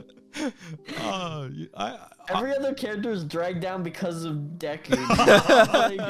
Deku's like, I need to get stronger, and every other character's like, man, Deku inspires me so much. I'm like, dude, do your own thing, man. Find your power. Find your inner self. Find your own way. Be like, find your own way. Don't always think of Deku. Even when Uramico's doing everything, she's like, I can't jump in because last time it happened, Deku was there. The little flashback. Yes. And I got hurt. And I'm like, stop thinking about him. Do your own thing. He's like doing his own thing. He doesn't think about you ever. You need a better man. You know what? He's not lying. No, Josh is spitting facts. Yo, you're absolutely right. I didn't think of it that way. Deku only thinks about himself and All Might. He only thinks about All Might, himself, and how cool Bakugo is. Yeah, Kachan. No, but yeah, it was a good episode. You get to see all around with this group, the girls. Rabi, the one of the big three girls, I forget her name, and the dragon hero. Neru, I think her name is. Yeah, so it was a cool. Nejiru. Mm-hmm. So yeah, it was a filler, but it was still cool to see. It was entertaining in a way. And we got teased of this blue genie-looking villain. I don't know. At the end. So, yeah, I'm not sure what that's about. Yeah, me either. But cool setup. Fun episode. Just plain old fun. So, Power Rocket-chan. And with that, we move on to the next anime, Tokyo Revengers, episode 15. And we get to learn delinquent gangs of Tokyo 101. That was funny. With Takamichi and his gang. It was a little posse. And just how Valhalla, what is it all about, how they got made, how many members they got, because apparently it's a lot. Yeah, the whole story. I felt like this episode went by super fast. I don't know if it was just you or me, but like I seriously watched this and I was like, wow, holy smokes, like it's over already, and it ended off on like a crazy cliffhanger. Mm-hmm. That was terrifying at the end, but during, I guess, the beginning part, it was interesting on hearing how the whole thing started. It was like in the 80s, right? No, 88, right? Yeah, around 80s, early 90s. Early 90s, yeah. The whole Toman game was... I was just thinking, how does he know all this? Where did he learn this information from? Yeah, I was gonna say internet, but it's not even relevant. No, because it's funny. Remember that he says that he's well knowledgeable of the being delinquent. The delinquent life. Yeah, the delinquent life. I like, I keep forgetting his name. Our MC. Oh, Takamichi? Takamichi. Like, you don't know about it? Come on, man. You're in Toma, bro. Yeah. God. Don't worry, I'll teach you. Learn your 101. Yeah, I feel like he follows up on these stuff, I guess. On the forums? Yeah, on the forums, I guess, during that time. Yeah. But we got introduced to our new character. One of ex-founding members of Toma. Kazutona? I think his name? I'm sorry, I'm butchering his name. But yes, the sixth member, well, used to be the founding members of Toma, now with Valhalla. And the whole reason why Banji or Banji, something like that. Yeah, long hair dude. Yeah, the reason why he's actually joining Valhalla is because for him, and stuff, and kill Mikey, right? Yeah, kill Mikey. Yeah, we're gonna kill Mikey. Screw Toma. He had to beat the absolute living poop out of his vice captain. His vice captain. That was messed up, bro. That was really messed up, man. I know, but he remember he has to prove himself. Yeah, he pretty much said it to Mikey too. He's gonna quit, right? Yeah, he said it during the Tomo gang meetup. He's gonna quit. He was gonna join Valhalla, and Valhalla's like, how are you knowing now you're spy? And then they got the vice captain beat the crap out of him. And a witness. And there, Takemichi so- being the witness, playing into their hands. Oh no, that's terrifying. That's really scary. The way he said "I broke their legs" to his two henchmen, kind of, Yeah, was scary because he was just like, Yeah. and they're still loyal to him. Yeah. and they're still like, "Hey, you talking smack about our leader?" It's like, but you just like broke your legs, like, dude. Like, dude, have some self-respect, man. So, Yeah. so I guess both of them are traitors, right? In a Who? way. Takemichi? No, the other guy. Oh, the two founding members. Yeah.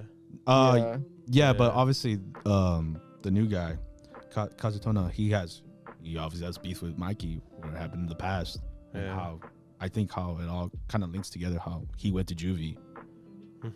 So I think they're gonna end up beating up our boy. Not beating him up like crazy, but at least to send a message.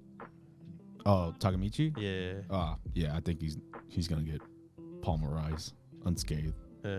So I have the worst fear for him because Takemichi always gets messed up. But I feel like this is gonna be worse. They need to send the message hard to the gang. Yeah, Tomo gang. Yeah. Yep. All bad news. Poor Takemichi. I know. And I think with that, we move on to our next anime. Oh man. It wasn't here last week, but we still talked about it. To Your Eternity. This time, new episode 13. I was saying it wasn't gonna be that sad, and then the sad came in. Yeah, right. Oh, man. right off the bat. This episode is just horrible. Right off the bat, it's literally what we've been thinking about, and especially it really addressed with Fushi. His emotions. And everything he's gone through. He questions life. He questions his whole existence. Why? It was for a while too, man. Yeah, man. I was Yeah. like, damn. Also, we learned something equally as horrific, that when the knockers take one of his, pieces, he forgets. He doesn't remember them. Yeah, he didn't remember completely. March Yeah, Yeah. completely. at all. Just He just had like a vague images of her, and that's scary too, because if he even said, if they take Gugu, that's good. That's horrible. yeah.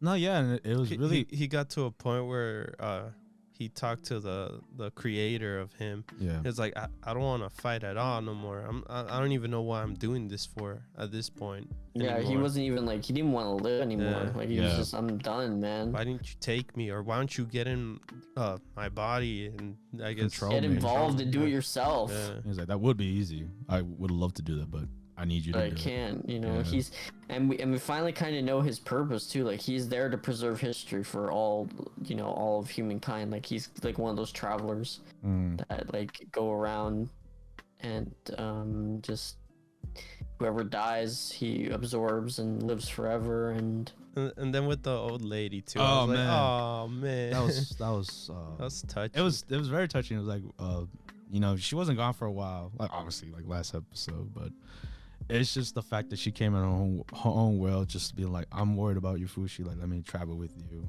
Like, and then when he's like, but you're gonna die if you're with me, and she's like, I'm an old lady, it doesn't matter anymore. I was like, oh. it's my life. I got my Yeah. choice. And yeah, man. And then, oh man, they travel to the boat, and Oh, no. that little girl, man. Yeah, she's man. like a little rat. Yeah. She was like, oh, come this way, come for this free ride. Just kidding, you're all slaves now. And I'm like, excuse And me. her smug little smile Oh, pissed me man. off, man. She Her was little smile was so she knew exactly what she was doing. Then she tried to feign ignorance with him, and I was like, nah, dude, you knew what you were doing. You're probably hired to do this. Yeah, but Fushi already knew it too at the same point. I was like, they're not gonna help me at all. Yeah, I gotta do this myself. I gotta do this myself at this point. And then he scaled up halfway and died a horrific death. Yeah, he fell off the damn wall. Hey, man. He fell from 30 feet. He was I always trying. wondered, when he dies like that, does he remember his death, how traumatic it was, Probably. or does he just not have an understanding of it because he can't die? I don't know. That's He just we know he feels pain, because I remember in the second episode he was saying it hurts over and over again. Yeah, he kept on dying. So, Hopefully it doesn't and go also to a point where... the brand too. When he got the brand on his hand, he felt pain. Yeah. Yeah, I think in that situation he just didn't care. He was like, I gotta go save Piran, Yeah. I gotta go save her. Like she's She's the thing that the only thing left that I care about, you know. And it sucks too of her showing up because that's what the guy NT wanted it. He was like, hey, this is your purpose, man. You need to say like protect her, like, you know, or you know, I need you to continue on with your journey. And she just happened to show up, you know. I think that the scene that got me laughing, where it was like sad but at the same time funny, is when he started remembering March. Oh, but like the whole being a mom, or like when he wanted to climb. No, when he climbed up the thing and started throwing the fruit at her. Yeah. Yeah. And he doinked That was her. when he remembered March, but Yeah. he didn't remember her name or anything. No. He just remembered vaguely, which is, you know, like I said, it's scary because like what if that happens to Gugu? You know, that's terrifying. Yeah, man. Yeah. This is damn. Hopefully he gets back defeats that knocker so he could get March back. Yeah, but those knockers, man, they're getting really intelligent with everything now. Yeah. So. And then I think it was cool. They didn't need to do it, but they kind of explained how that knocker kind of got defeated with the whole fire and water combining with rocks. What she said and stuff. Yeah. Yeah, the fire made the stone brittle, and he exploded when he hit the water. Like I didn't need an answer for that, but I was very well appreciated that it was answered. Yeah, that was cool. So yeah, sweet. I think not sweet, dark, and like just a bit sweet with the old lady coming back. But you know, obviously we're now in the situation, this prison island. This whole show is like really quite dark, quite sad. I've seen a lot of people compare it to like just misery all the time, but I don't think it's. I think it has a lot of good elements in it too. It has a lot of like real life, like living through things, and you know, people die and stuff like that. Yeah. But like, I don't think it's sad, but it's like a good type of sadness. Like, you're like, dang man, Gugu, you only saw him for like 4 episodes really, but you got to love him. Like he was a character that we all loved. And the same thing with March. It's just like how when they make you fall in love with a character and made you feel upset on their death, that means they're actually doing their job. Exactly. The writers. Yeah. If you see a character death and you're like, I don't care, then the show's not that good. Clearly, because it didn't make you care. No, most definitely. And it's just, oh man, I just don't. I'm like Fushi. He's like, I don't want to care about anybody else. I want my heart to be like stone, and I feel like it's not gonna happen. That stone keeps breaking, man. As he keeps living, right? If he keeps getting human emotion, you know, if he wanted his heart to be like when he lost the kid in the first episode, you know, then like it's not gonna happen as you grow up, right? You know what was crazy too? He ended up turning into the fruit and staying like that, but then the creator's like, no. Yeah, it's like that's a bad move. He literally was like, that's like his form, kind of his way of committing suicide, you know, was just to commit to turn into something he can't control. Yeah. So like I said, every podcast, I'm looking forward to it, but I'm also scared for what's to come up next episode. And with that, we move on to our last anime of the week, Dragon Quest Dai, episode 40. And what an action-packed show. What an action-packed ending to the animes we had. And just right off the gate, you know, freaking. We were still in the fight, of course. They kept fighting the soldier dudes. Yeah, the castle. And then obviously Mr. was like, yo, send my lackeys. And Pop was like, nah. And then they're like, oh, never mind, I'll just defeat everyone, it's okay. And then he's like, nah, I got more. I'm constantly regenerating, actually, you're not gonna win this. And everyone's like, oh, poo pee pee, dude, it's over. I feel like the animation was spot on in this episode. Like, Pop looked cool doing his magic. Ma dropping in like a damn hero. I was like, okay, anime, I see you. And Pop literally shaving off years of his life doing that attack for no reason. Yeah, true. Yeah, good point. It's okay. He died already. It's fine. And then obviously, especially in this episode, Pop got made fun of in a way. Oh, by the return of Hunko? Yes. I don't know where all these, like, that's the thing. Like, I know it's a kid's show and everything, but I like them to explain, like, just when a character comes back. Because whenever they're in the middle of a fight, there's always just like a random moment. It's like, I came to save the day. And I'm like, where did you come from? Where did Hyunkyo come from? He's just there all of a sudden. Hey man, the story needs him, bro. So we got him. Yeah. But it was cool seeing Hyunkyo, wreck shop, him being super OP, trying to fight Mr. Vern, the master versus pupil, and just the whose dark magic is better, dark aura, and it was kind of like a one-sided fight at that point. Yep. It looked like it was like, oh, is both sides? No, it was one. Yeah, because Mr. Vern's all dark, baby. Yup. Yeah, he's the ultimate dark man. Like he's not gonna lose to some crummy noob. Yeah, who lost his dark ways.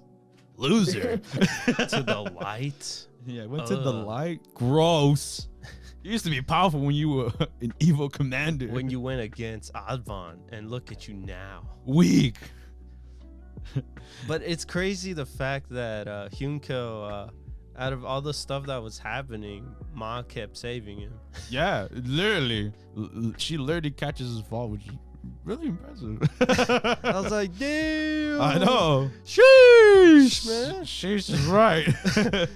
But still Team Mom power, right? Never forget that. I don't know, man. No, don't say that.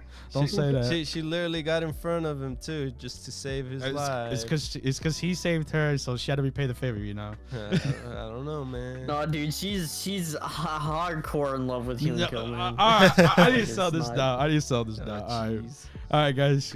Whoever's hearing this part, Team Ma, Team I Pa. know. I want it to be Mom and Pop too because But they have this similar names. It just makes sense, man. Yeah, I know. But he's being a weenie. He's being a super weenie. Oh, don't say that. He's being lame. Pa was cool this episode. He looked cool. He even said that Hyunkyo was cool. Pop is kind of lame, not gonna lie. Oh, Compared to Hyunkyo, come on. Hyunkyo's like the bad boy, man. Like he's like dark powers, and like she's into that, man. Yeah, She's into that. Oh my god. She wants a little bit of darkness in her life. But yes. And then the whole dealio with Die. Dai. Oh, that was being fun. impatient. That was funny. And then the what do you call it? The Armor Smith guy. Arm Smith. Yeah. He was like, "Be patient, Be die. patient. Your This- sword Like, knows that you're your agitated." sword's gonna suck if you give it negative energy. Yeah, I need that positive vibes, bro. Stop being Yeah, I need impatient. those positive vibes. The sword needs a vibe check, man. You can't be running off of bad vibes for the sword, man. It's gonna take those vibes and absorb them, and then you're gonna break it. Yeah, remember what I said last episode? I need you to be there when it's born. It's literally like a child at this point. But yeah, so at the end, pretty much the whole the Hyunkyo? villain, Oh, Mr. Vern? Mr. Vern, unleashed His his trump card. trump card and ends up kind of like a gravity pull, so they're all stuck in one position. Yeah, even Gomichi. Oh jeez. Yes, I guess. All I hear, man, I hear it in my dreams. Oh god. I hear it in my sleep, man. It's great, right? So basically, everyone's struggling right now since everyone's stuck in position. So Not Hyunkyo, bro. Power light. power of light, yes. Damn He's right. like, I like how he was like, okay, fine, I'll just let the darkness overtake me, and then Mom's like, no, I love you, please, do not go dark Don't again. go dark and he's again. like, okay, I'll just go light, and then I'll just go YouTube light mode, and then he just. Power light, baby. It's like if you have Twitter light mode and then you hand it to someone who's like used to dark mode and they're like, my eyes. No, but yeah, so for me, I really enjoyed both how Mom's actions whenever the fights came in between Mom and stuff, the movements, the flips, the whole side turning and solid. all that. The motions were amazing, and with Hyunkyo the same way too. Cause when it came to Dai, whenever he fought his dad, they would switch to CGI to 2D CGI, but with this one they had the movement flow really well. and I enjoyed it. Yeah. No, yeah, like Yeah, oh, it's hard to even believe that mom is the same mom that was in the first few episodes. Yeah, Like crazy. Like I can't believe like a few months of training and now she's like this.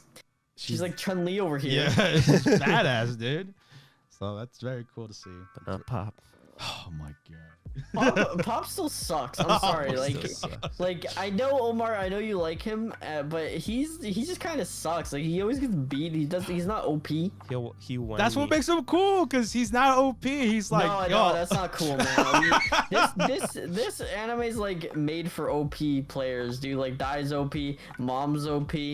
Hyun kills OP, Crocodine's OP.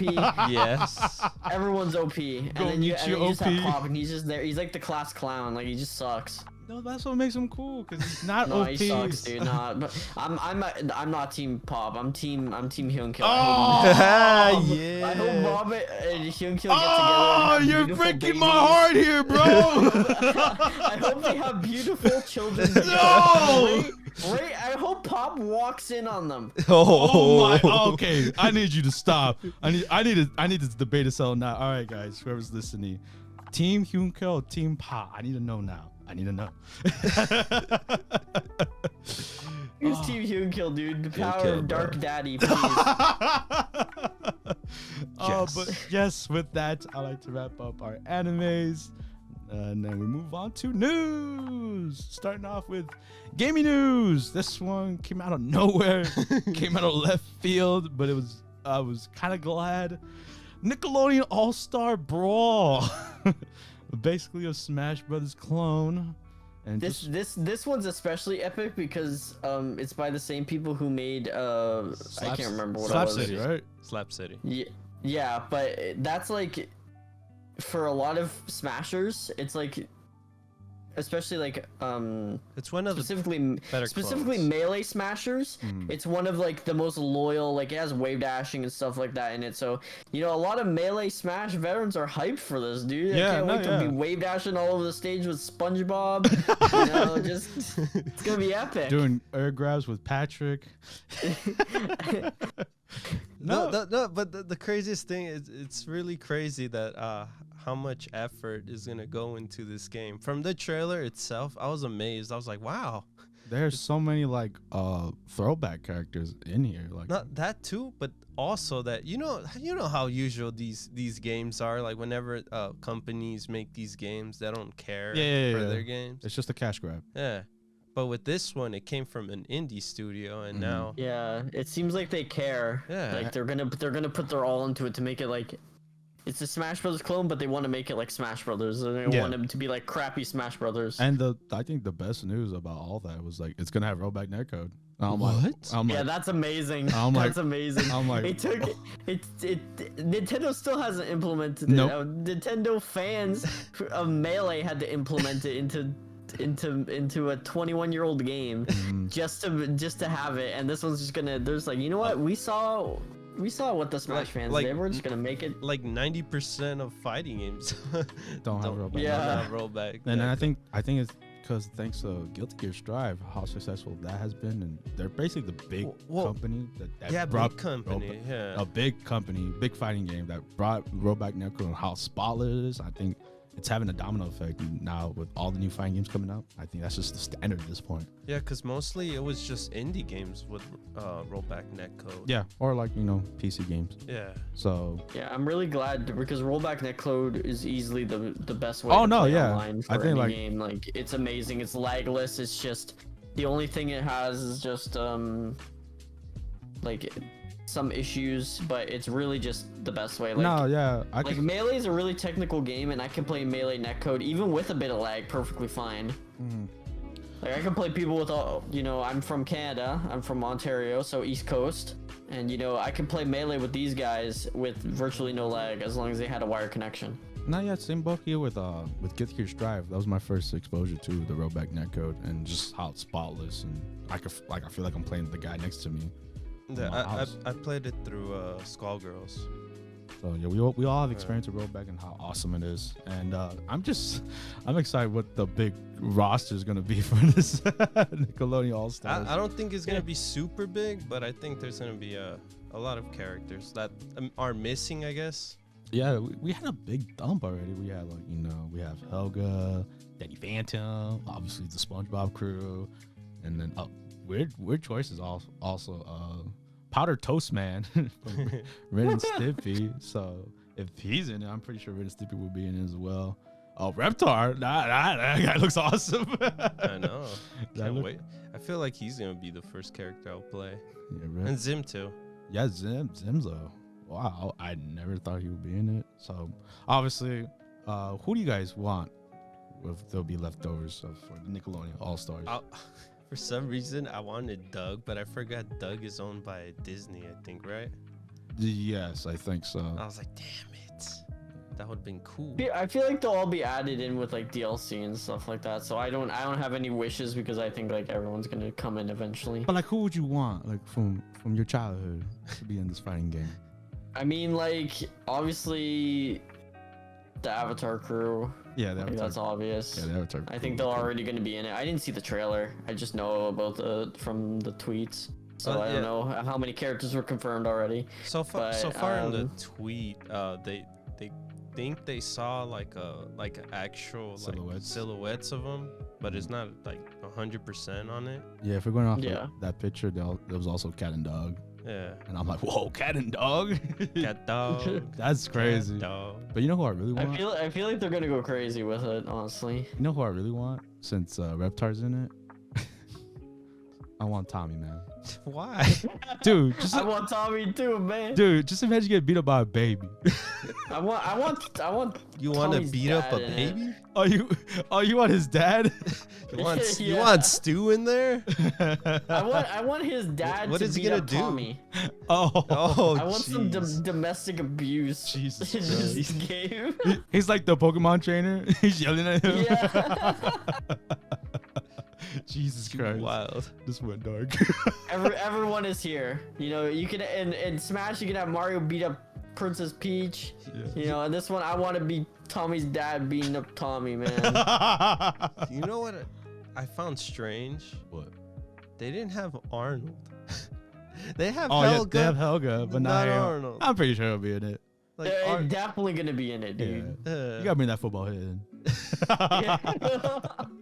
No, the reason why I wanted Doug to come in is because he had, you know how he has his. He has a killer theme song. No, well that too, but I meant he has a superpower kind of thing. His little that's Quidditch, Quillman. Mm-hmm. Yeah, that could be implemented in.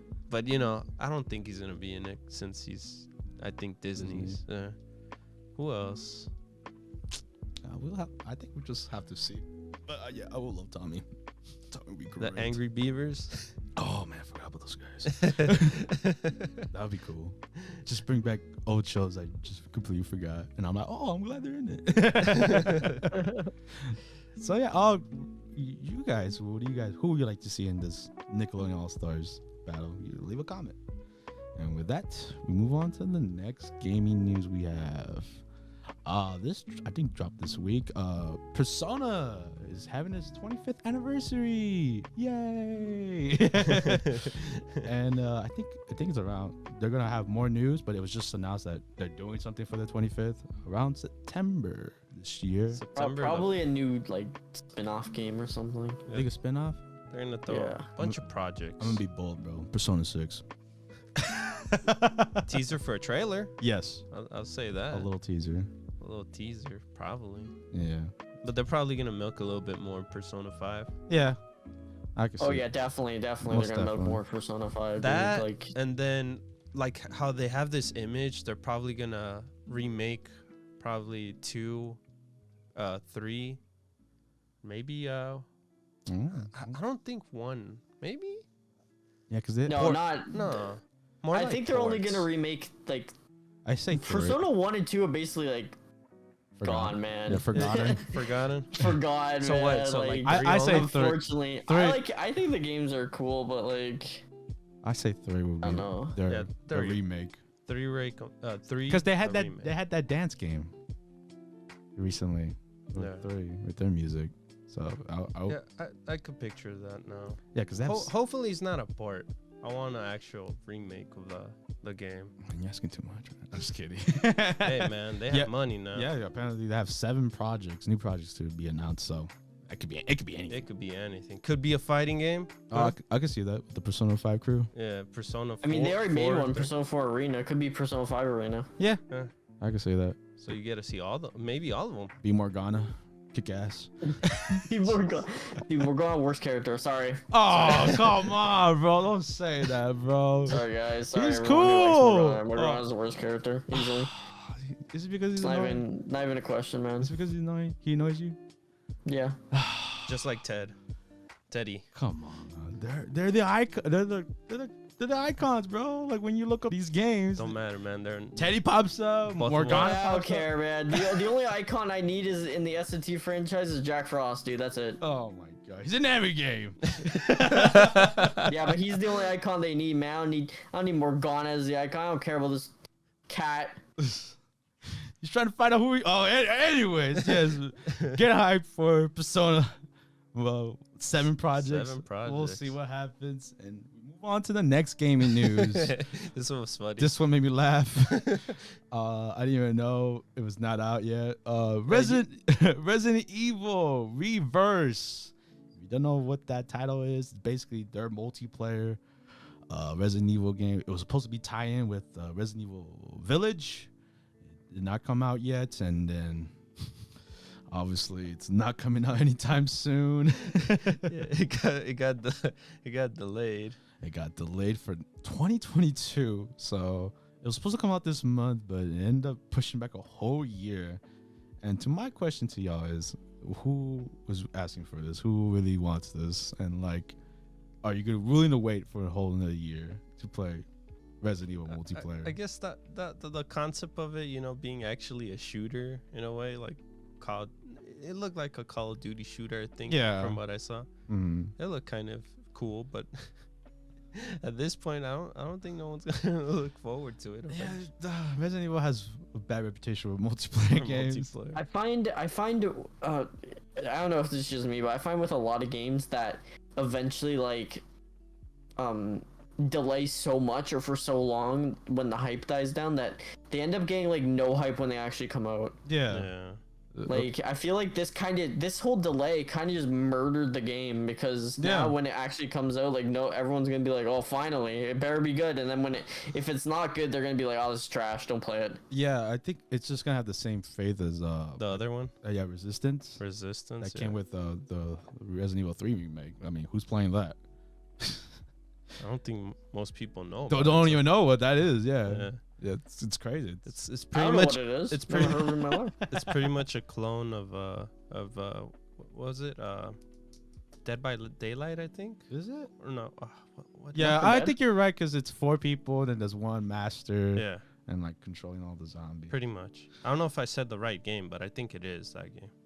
Yeah, because there's also like there's a killer and they're trying to kill the 4 survivors. Yeah. But yeah, who cares? If you were looking forward to Reverse, you got to wait a whole another year. Yeah. Sorry, Sorry. we don't make the rules here. We just spread the news. Yep, and with that, we move on to anime news. And this is kind of sad, heartbreaking actually, with The manga. with the manga of Misfit of Demon King Academy. Their manga artist happened to pass away due to cancer. It's very sad news.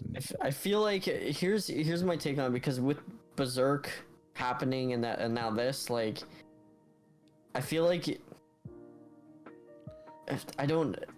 this shouldn't be happening. Like, I feel like manga artists should be able to finish their work. I feel like everybody should be able to finish their work when they start something. Like, we should never have this thing. I know obviously like nobody can control illnesses or cancer or stuff like that, but I feel like it's less of that and more just like a production issue. Like I feel like they're not getting chapters out fast enough. Like the fact that Berserk, I know there's hiatuses and stuff like that, but novels don't have this, comic books don't have this. Like, I think okay. It's just in a really weird spot where you have something coming out a chapter every like few weeks, and then sometimes people go on year-long hiatuses, and then at this point, like Berserk started in like the early 80s, and you know, it was never finished. Yeah. And it's like, at some point, we like, I don't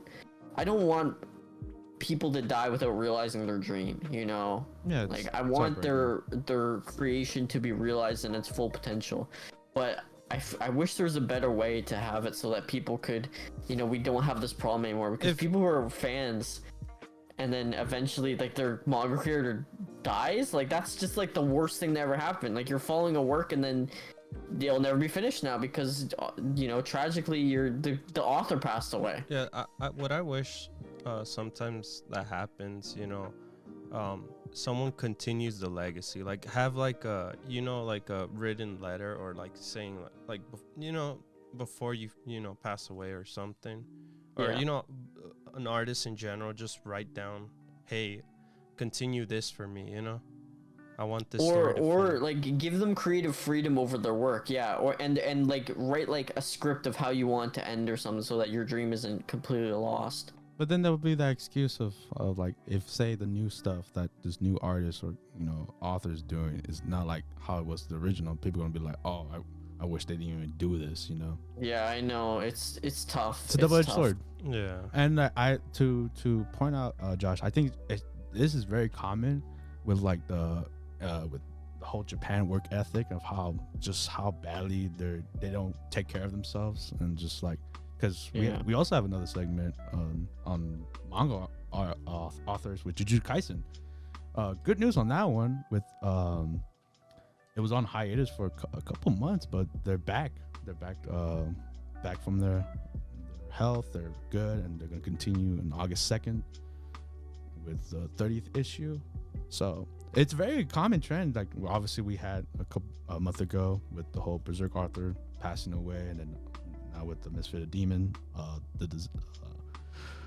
it happens a little bit way too often. Yeah, that's what I'm saying with you know, my thing is, this doesn't happen in other written forms of media, like not even comic books, which manga and comic books are very similar. It doesn't happen with that. Like, with comic book artists, they finish a whole volume and then release it, right? Like, it's not like this one chapter every 2 weeks type of thing. And I just wish, like, not even finish your whole story, but like finish up to a point where like an arc is ended, and then release the whole thing.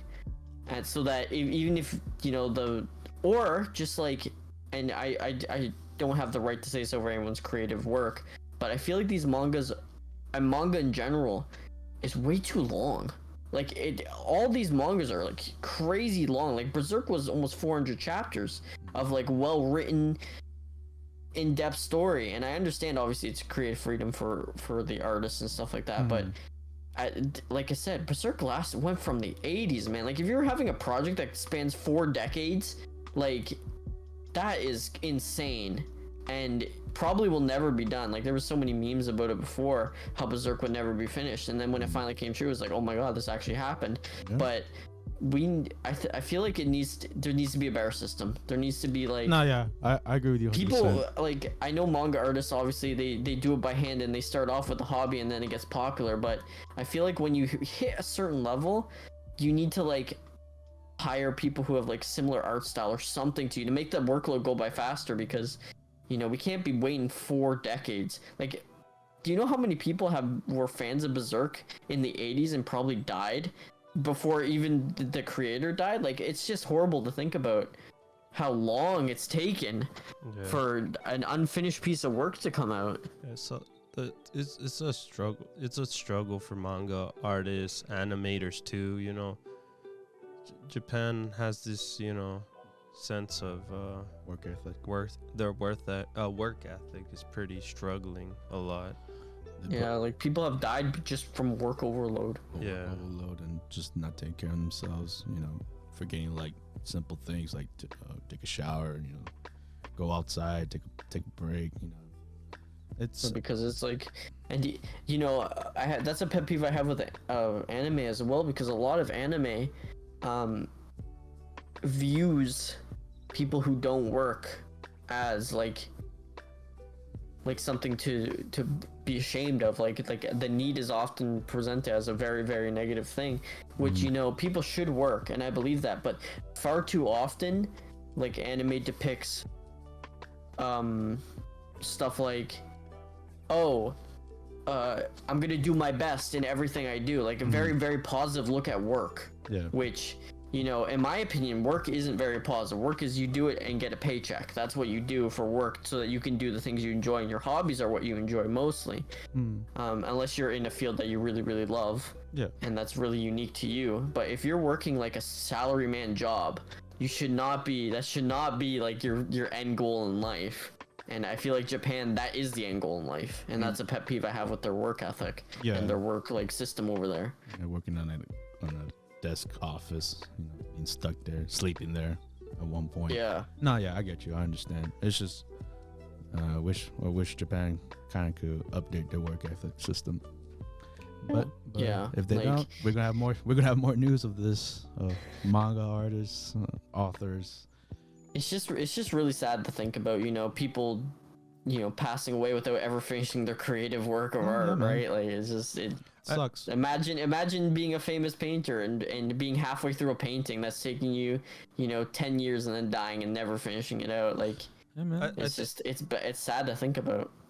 I think a good example is the Lupin the Third, the actual comic artist. Oh yeah, like he passed away, but his legacy, his work, his IP still continues on. Yeah, he finished his comics, and he pretty much passed the IP to people, you know. Yeah. Let them have fun with his characters and stuff like that, and that's what's cool about it. Because that's a really good method, because, you know, it saves the character, right? Like right now, I keep going back to Berserk, but Berserk is like, even though, you know, this isn't about Berserk, but I like to talk about it because it's an example of it going wrong, like someone's beautiful creative work going wrong after they pass. Yeah. And because now no one knows who's gonna finish it, and all the fans were so in love with the artwork, the art and the story, that even if it is passed on now,